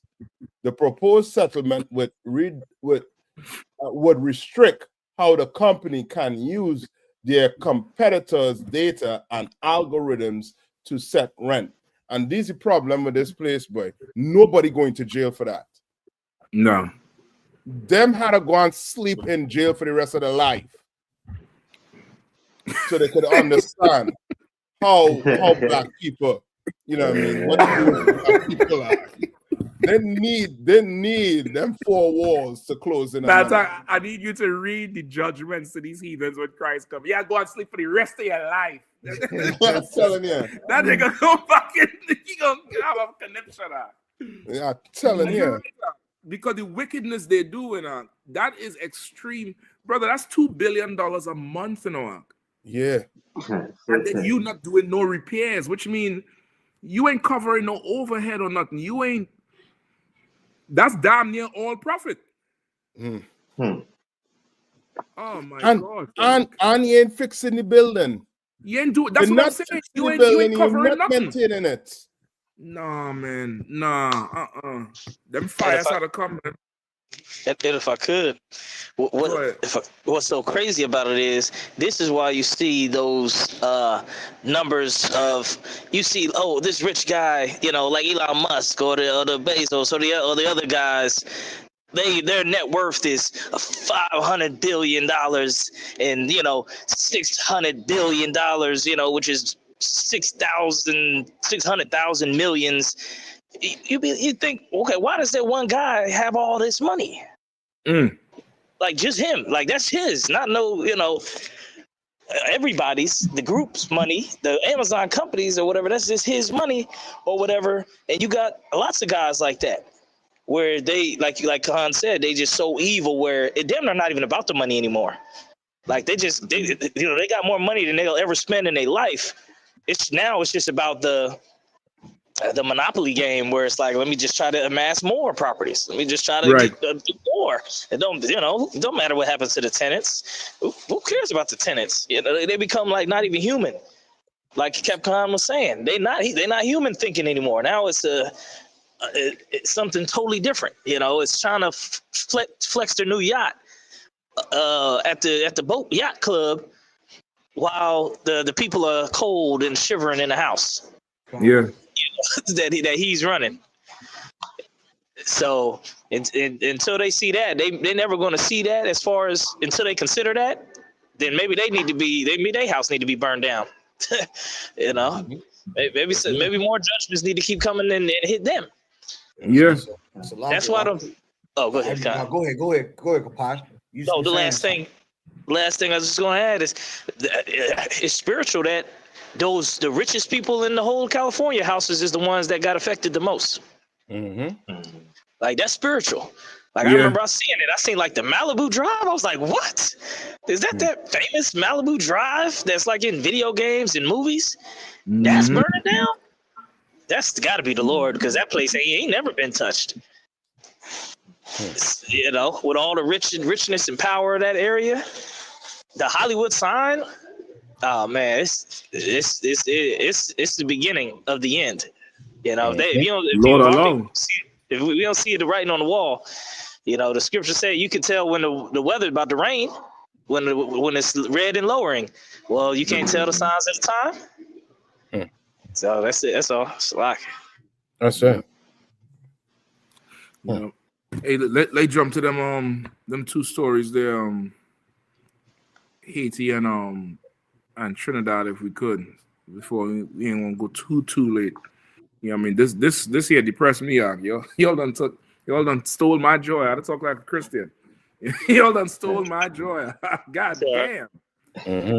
That is, they're rolling in money, man. Yeah. It is rolling in money. Like, oh my gosh, when this place fall, damn, Lord be with everybody. Yeah, man.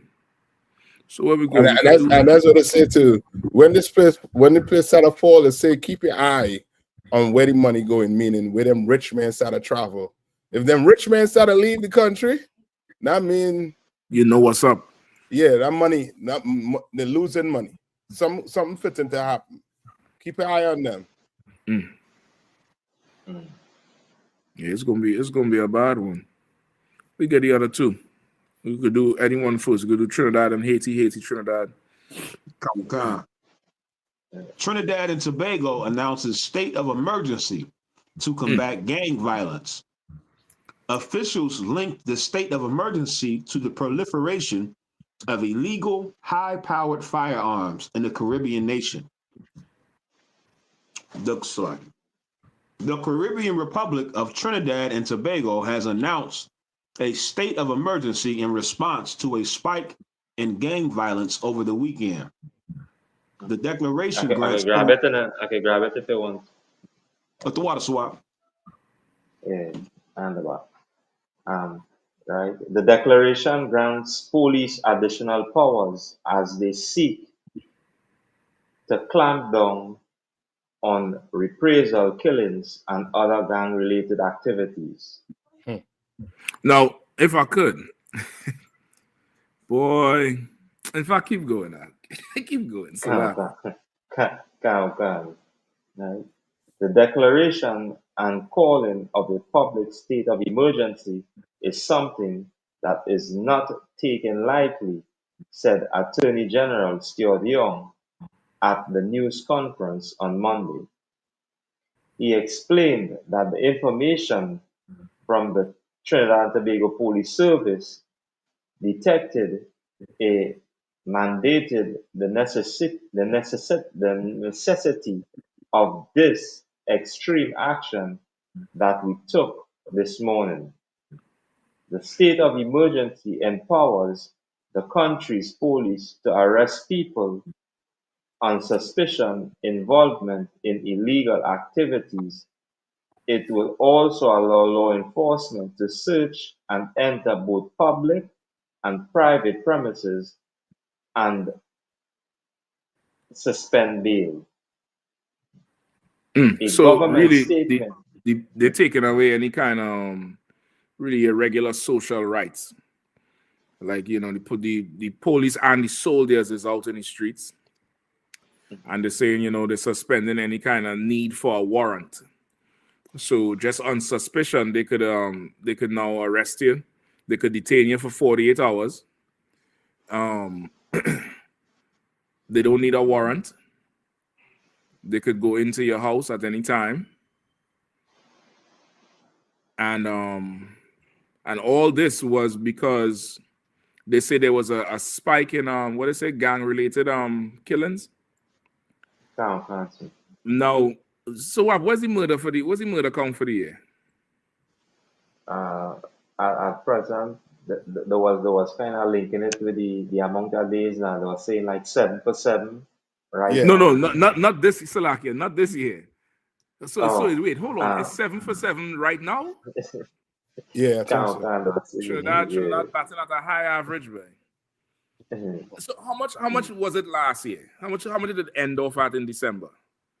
I think it was 620. So at the point of what they're talking about now, the state of emergency happened last week Monday.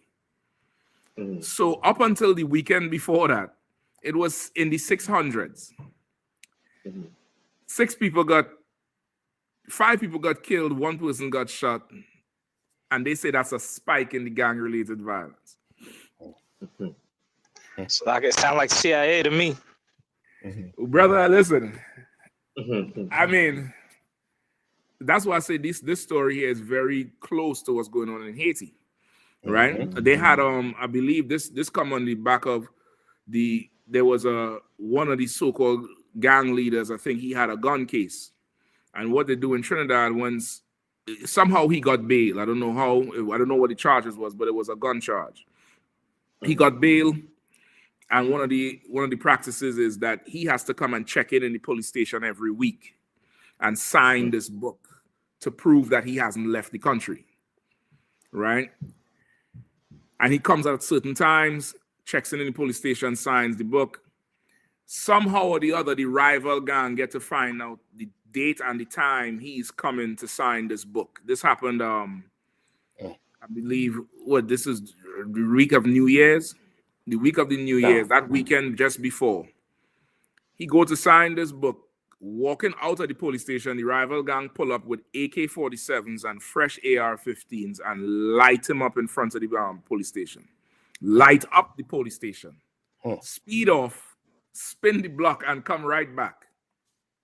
And from that, so I've helped him out there. I think from that, you had the retaliation with the family of 5 or the group of 5. Right after that, it had the where it linked to 5 people being gunned down, right? In the same, let me say, in the same area now. Right? I think they was in the same house, if I'm not mistaken. Yeah. So they had down there like an execution. Now they're saying this is the spike that they're talking about. The murders is already at 600 and all. What spike we talking about? Now, the week or 2 weeks before this happened, a minister was burned to death in her house with her children under very suspicious circumstances. So now this happened the weekend of the New Year.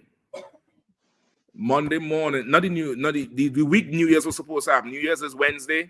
The Monday morning is the weekend after all this happened. Monday, they issue the state of emergency. While, go ahead. No, I got to add too. Some attorney, man. Well, that's what I'm coming to. That's what I'm coming to. Okay, go ahead, Salaki. I'll come into that. But before the attorney, right? Before the attorney, hold on, I'm looking for the picture here. This is why I'm saying this thing here is, this is from on high. This is, not what they're talking about. Before the attorney, while they're doing this press conference Monday, while the press conference going on, somebody gets shot. The gang thing running. Tuesday is so-called Old Year's Night. There's this lawyer who he's a former state's attorney, and he's not the prosecutor for the guy with the brother with the gang with the gun charge, but he's assisting the Department of Public Prosecutions with the case. So Tuesday night, he goes to church with his rib, leaves the church about 1 or 2 o'clock in the morning, walking back to his car pull up and put him out, light him up and roll out.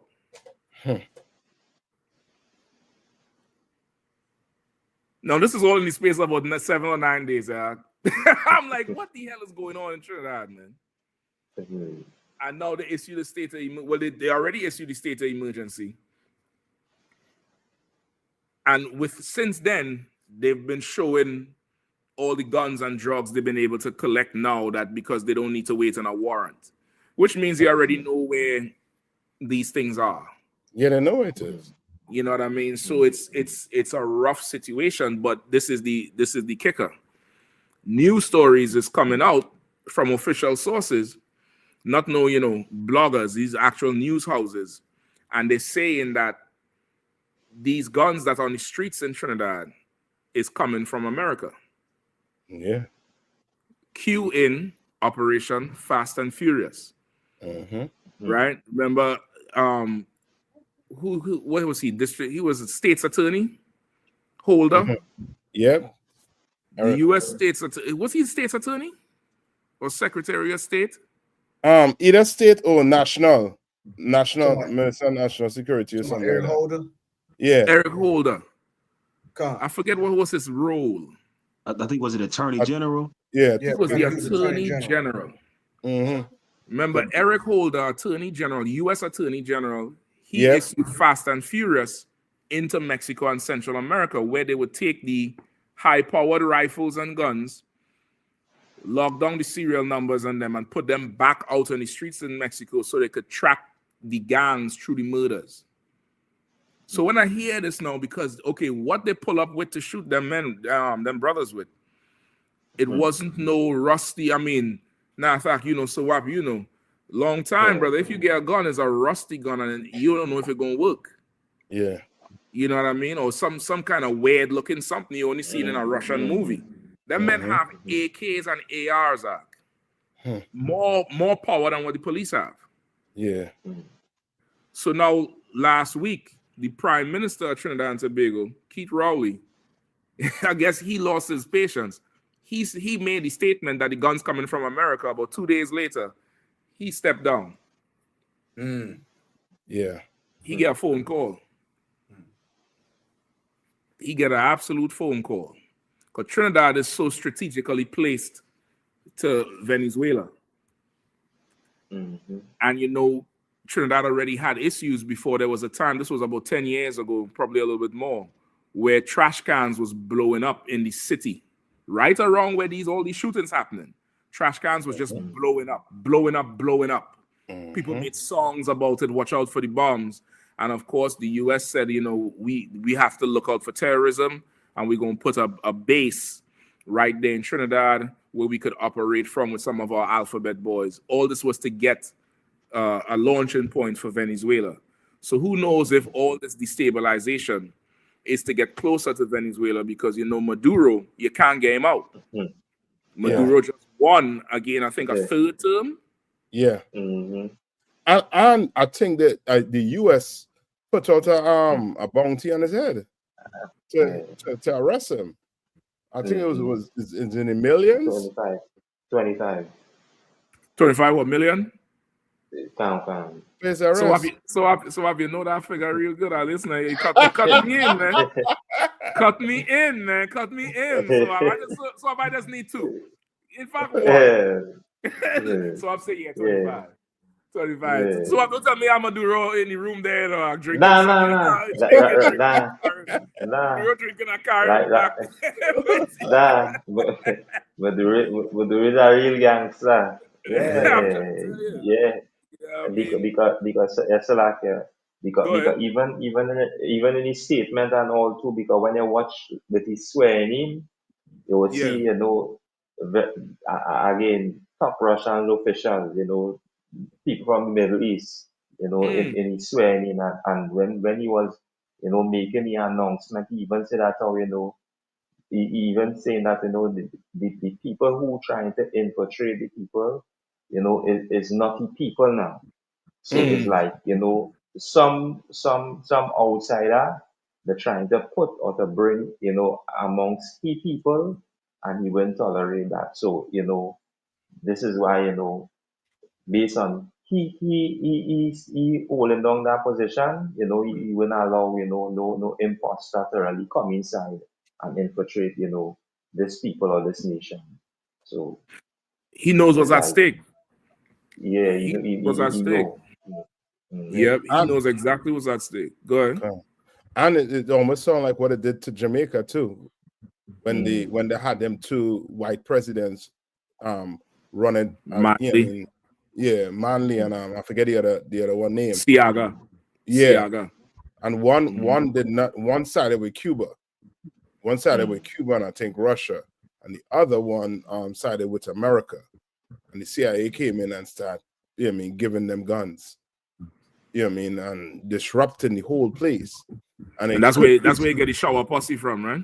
Yeah. And it could be too, like they're doing that to Trinidad, as they say. More so too is to keep Trinidad out of the sight of keep us busy out of the sight of China. Because they know the Chinese and them and the Russians and them, they're trying to do this whole BRICS. And Trinidad had our oil and gas. Yeah. It's a way to keep you busy where now you fighting against each other. You're not seeing the real enemy. So you, the real enemy is on the island right next to you trying to, unalive you. You know what I mean? And then them politicians seeing that they're not off limits. So of course they'll call the state of emergency. Why not call the state of emergency when it, when you're seeing based on the rate it going, call the state of emergency. But when you start to hear ministers falling, now there's a state of emergency. Now you're not untouchable. You know what I mean? Not only that too, Cap. Okay, I'm gonna go out on a limb on this one here. This was not random. These things, this is orders that come down from above, who you think is in charge. Because, so what, before that thing there where they came for the brother who signed in, when was the last time you ever heard them shoot up a police station? It's a while. It's a while. I remember one of them. They had two East Indian brothers named Rakesh and Tony Dayal. It was bank robbers, and they had robbed some banks in South, and one of the team, he went against them and took some of the money, and them brothers went and started. They were one of the brothers. They were carnal brothers, the East Indians. They started running amok and killing out the team, and started to hit police officers in the house, and started shooting up stations. That's in situations like that happens, but that's not a normal thing. So for this to happen with them high power rifles, and then the police ain't really clapped back as strong. Remember, the rival gang is known. There's something else going on there, man. Because them brothers ain't bringing in the guns themselves. No, bullets is expensive. Yeah, the drugs, they getting fed the thing, and through the oppression, this is how they feed in the families. Like this is way bigger. Remember, the minister get burned in our house and all that. That's why everybody forgetting. You know what I mean? And so WAP had to remind me. Now, in fact, you would know. Remember from the coup with Abu Bakr back in 1990. The year or two before, there was another minister, a female minister. I forget her name. Marlene. I'm gonna look it up. Where she was coming out to say who was involved in crime. She started getting threatened, and she went to Abu Bakr about it, who was the leader of the Muslimin faction in Trinidad, and she got assassinated. You starting to connect the dots, Cat Mouth Shock. You got to watch out. Listen, I'm just observing. I ain't connecting nothing. I'm just observing. The whole region seems to be under serious destabilization right now. Yeah. And in the past, when remember when Trump said, they're gonna have to deal with Maduro, the Trump presidency was putting pressure on the Caribbean and the Latino coalition. The South America, they have a coalition for the oil. It's Venezuela, Colombia, all of them. They have a unwritten coalition. Trump was putting pressure on all of them to turn their backs on Maduro and to support Guaido, who at that time was the opposition leader. Yeah. And the South American coalition and Trinidad's president said we not turning our backs on him because we have a verbal agreement with all the oil and the gas. And the East Indian opposition leader in Trinidad, they went to the U.S. Embassy and said, whatever you all want to do, we'll handle it. And they started, making slander about the brother who's in charge of Trinidad and Maduro. They started saying all kinds of things, trying to get America to prop her up against Trinidad's leader, like what they was doing with Guaido against Maduro. So this is politics come all the way back, and like this time, Trinidad's leader, he's not like he ain't trying to go that distance no more. He ain't trying to be a hero. Let's put it like that. Let's put it like that then. He ain't trying to go that distance with it no more. So he done stepped down. He said the next election. When is it so up? Next month, next couple months? They make a date official as yet because right now is like an internal thing going on in the party now to see who the next leader is, and that whole next politics there, because now a lot of people saying that the face that they're seeing, they're not really seeing a black face now. So it's like this half Chinese, half whoever. So black people ain't really going on it now. So it have a kind of, it's a split. They say no split, but within that whole but what's happening right now, that is exactly where it is now. But nobody now will not say nothing. And this is why, again, as you say, only here we could really bring all that truth and show the reality of what's taking place. And that's how you say that split going on right now. Yeah, it's a split because the guy who was ruling, he's in charge of the traditional black party. The opposition is a traditional East Indian party.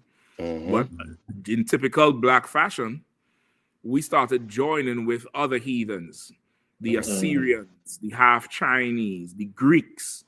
So now you have a whole ton of them up in that party. And this guy was the last of an old school vanguard. Yep. That Rowley, who's in charge of Trinidad now, he was part of a long-standing vanguard before the last guy died. And before he died, him and Rowley kind of split. Because Rowley was the Minister of Finance. He's a finance dude. The other guy was a grassroots leader like Maduro. So now he took the party in a different direction, and the heathen started coming. So now when he stepped down, there's not a black face to keep the tradition of this is the black party. So now the other faces is coming up. And then on the other side is the East Indians. So black people in a conundrum, who to vote for. And the black people don't cast their vote already. The AK and the AR. They winning. They winning. So the whole it's heading towards destabilization. That's what it's looking like, because this is in the capital of the island, and just like Haiti, they're fearing that these gangs are going to get so powerful the government can't control them. Because look what happened. You know what I mean? Look what happened. This lawyer get assassinated at the police station in the capital of the city, get lit up. With no retaliation, right or wrong? So what? Did the police retaliate any kind of shooting right away? Nah. They even pop out the face. Nobody come out. It's a situation now. It's definitely a situation that's going on there. It's bigger than what people think. It's way bigger than what people think. It's really, you know what I mean? This is not a local game that's being played. It's not a local game that's being played. And just for anybody who doesn't know, this is how close Trinidad is to Venezuela. You could take a rowboat and go to Venezuela. You know what I mean? If you're a strong swimmer, you could probably make it from one of them points. Yeah. From one of them southern points, or them, well, not the north here. It has some rocks and some small islands. You'll get some sharks. But this spot here, you could probably make it. On a clear day, you see in the mountain range all around Venezuela coastline. You could see that from Trinidad. It's very close. You know what I mean? So it's something big that's going on. It's to keep your eye on that region, and for sure Haiti too.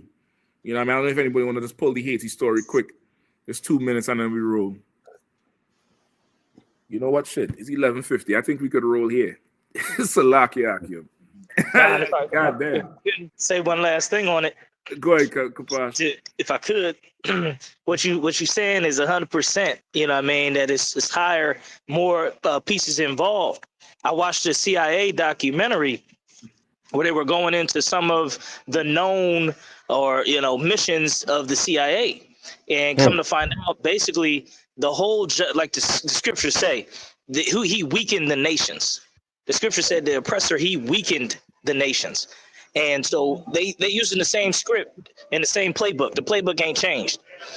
The CIA's whole job is to destabilize other countries. Like, that's all they do, basically. They're not like the police or the feds who have stuff they got to do around here. CIA's whole job is like a secret arm of America to do covert operations. Covert things where they can't send, they don't want to send the whole military, they don't want to send the Marines, so send 5 CIA agents with $5 million with and a crew of 10 guys, put them on an island. And what they do is, one of their things they do is, let's say there's a country with a rebel group in the country or a freedom fighter group, and they just they want better rights, they want better food, they want better this or that, so they're opposed to what the government's saying, but they're a small group. What the CIA will do is they'll come to that small group and give them guns and money and say, look, we support you in your cause. Go ahead and take this money, take some of this training. Matter of fact, here, this is how you do this when you really want to make a difference. Do this, do that. It's the same thing they did in Colombia. That's how they put the crack in the black community. They took the rebels. They said, hey, look, go get the cocaine, make the cocaine. We'll take the cocaine, put it in the black community for crack. Take that money and buy extra guns to give, because the CIA want to be covert. They like to be covert, and they bought the guns to give to the rebels to go destabilize the country. So that's their game plan. So now, you're going to see it happen in all types of countries throughout the Caribbean, South America, where it's like, oh, a gang is heavily armed out of nowhere, and they're causing havoc, and they're just a chaotic group of people who love chaos, and they're just, they just grow up and love chaos, and they just acquired these sniper rifle AKs and money, and they're just running amok in the country. Well, really, that's the CIA. That's their whole job, and they've been doing it time and time again. In every country they want to do it in, or told to do it in, for whatever reason. If Trinidad's government's standing against something America wants to say, oh, no problem. Send the CIA. Oh, this leader is against what America wants to do? No sweat. You give the gang the guns. You tell the gang, go do this random violence, and to cover up the real violence, which is go take out this one person over here who's the one we don't like. And so, it's the same thing in Haiti, and it's the same thing in Trinidad and Tobago going on now, and in other countries all over. These groups now, they're not rebel groups no more. They're just gangs. They're just a random gang. Oh, this gang, they somehow got ARs and sniper rifles and scopes. Man, in the middle of a third world country. It's not a mirror. It didn't fall out the sky. It fell out the oppressor's hands, man. Gave it to him to start to mess up the countries. He weakened the nations. So that's all I want to say. Salaki. Yeah, you're right. You're absolutely right. So it's definitely, again, for everybody, just keep your eyes on everything. Watch and pray. Watch for the coming of the Lord and pray. Watch everything that's going on. Let these disasters happen. Let these acts of God happen. No, ain't no Mother Nature. Let these acts of God happen. And don't buy into none of the foolish stuff to take glory away from the Lord about somebody lighting fires. Even if somebody did light the fire, God wanted them to light it. You get the point? Lord wanted it to happen. The Lord bringing the cold, He bringing the fire, He bringing the earthquakes that's coming next. California sitting on that fault. LA sitting on that down San Andreas fault. So don't be surprised if that's on the horizon. You know what I mean? So we're gonna wrap it up there for tonight. You know what I mean? Again, to water for the whole, usual suspects. That's my name for y'all. Yeah, the usual suspects. You know what I mean? Coming through every Saturday night again. The hardest working man in Israel. He gonna be on same channel 9 p.m. Monday night, giving you the real, the raw, the whole take. We ain't even get to go all the way into the fires and stuff. I know the general gonna dig it up, and whatever else gonna happen between now and Monday at 9 p.m. You know, more gonna happen. So tune in, pay your tithes, man. Every paycheck, every increase, every gamble hit you get, every little increase that come up on it, 10% belong to the Lord, man. ISUPK.com. Go pay, call the camp leader if you're unsure how to do it. April 12th, we got the Passover down there in Atlanta. We're going to be rocking it out. You all stay tuned for all the way from the 9th, which is Wednesday, to the 13th, which is the Sunday. We're going to be down there rocking it out. Make your plans, make your things right now. If you're in the DMV area, not next week, but the following week, the 22nd and 23rd, General Hyman going to be down in Baltimore. We're going to be down in Baltimore. You might do DC as well. And for the two areas, you'll be down there 22nd, 23rd. Come on out. If this whole zone, if you're in this zone, you need counsel, that would be a good time to come through, check the general. We're going to get counsel face to face, of course.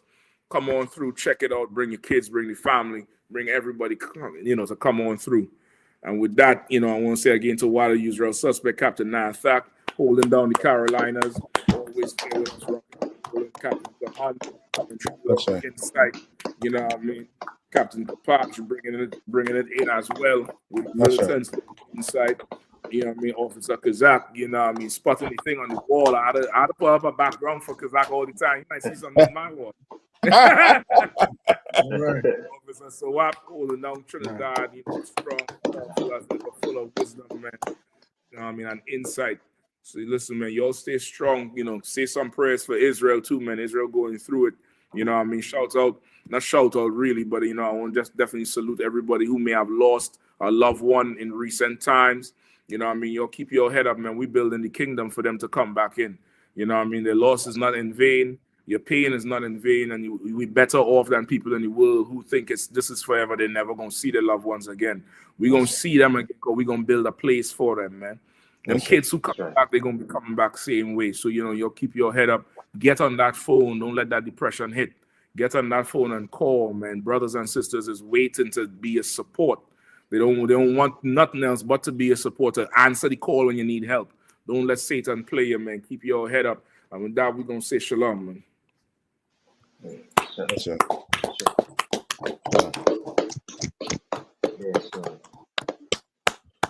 Hey, listen, brothers and sisters, man. If you like what you hear, hit the subscribe button, man. Subscribe to this channel. And also, please, go to ISUPK.com and pay your tithe. Drop me some cash so we can move around this planet like we need to, man, and do the things we need to do. Everyone west. Everyone west. Everyone west.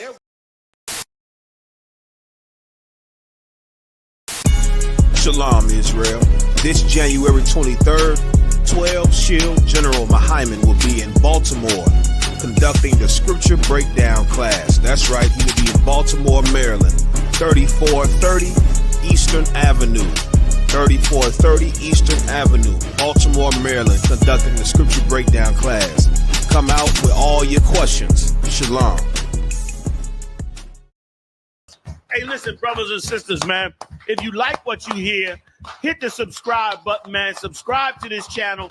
And also, please, go to ISUPK.com and pay your tithe. Drop me some cash so we can move around this planet like we need to, man, and do the things we need to do. Everyone west. Everyone west. Everyone west.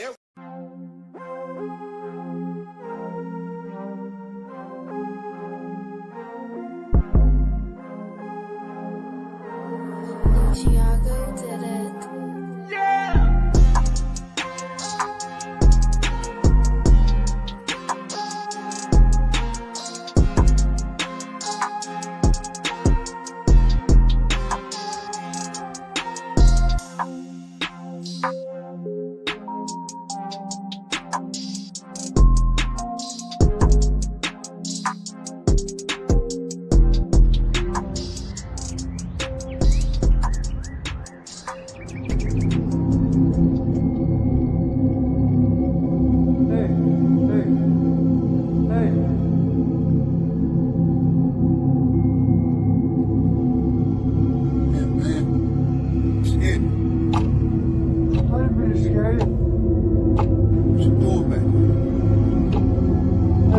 something to eat. I got some change for you. Go on real quick.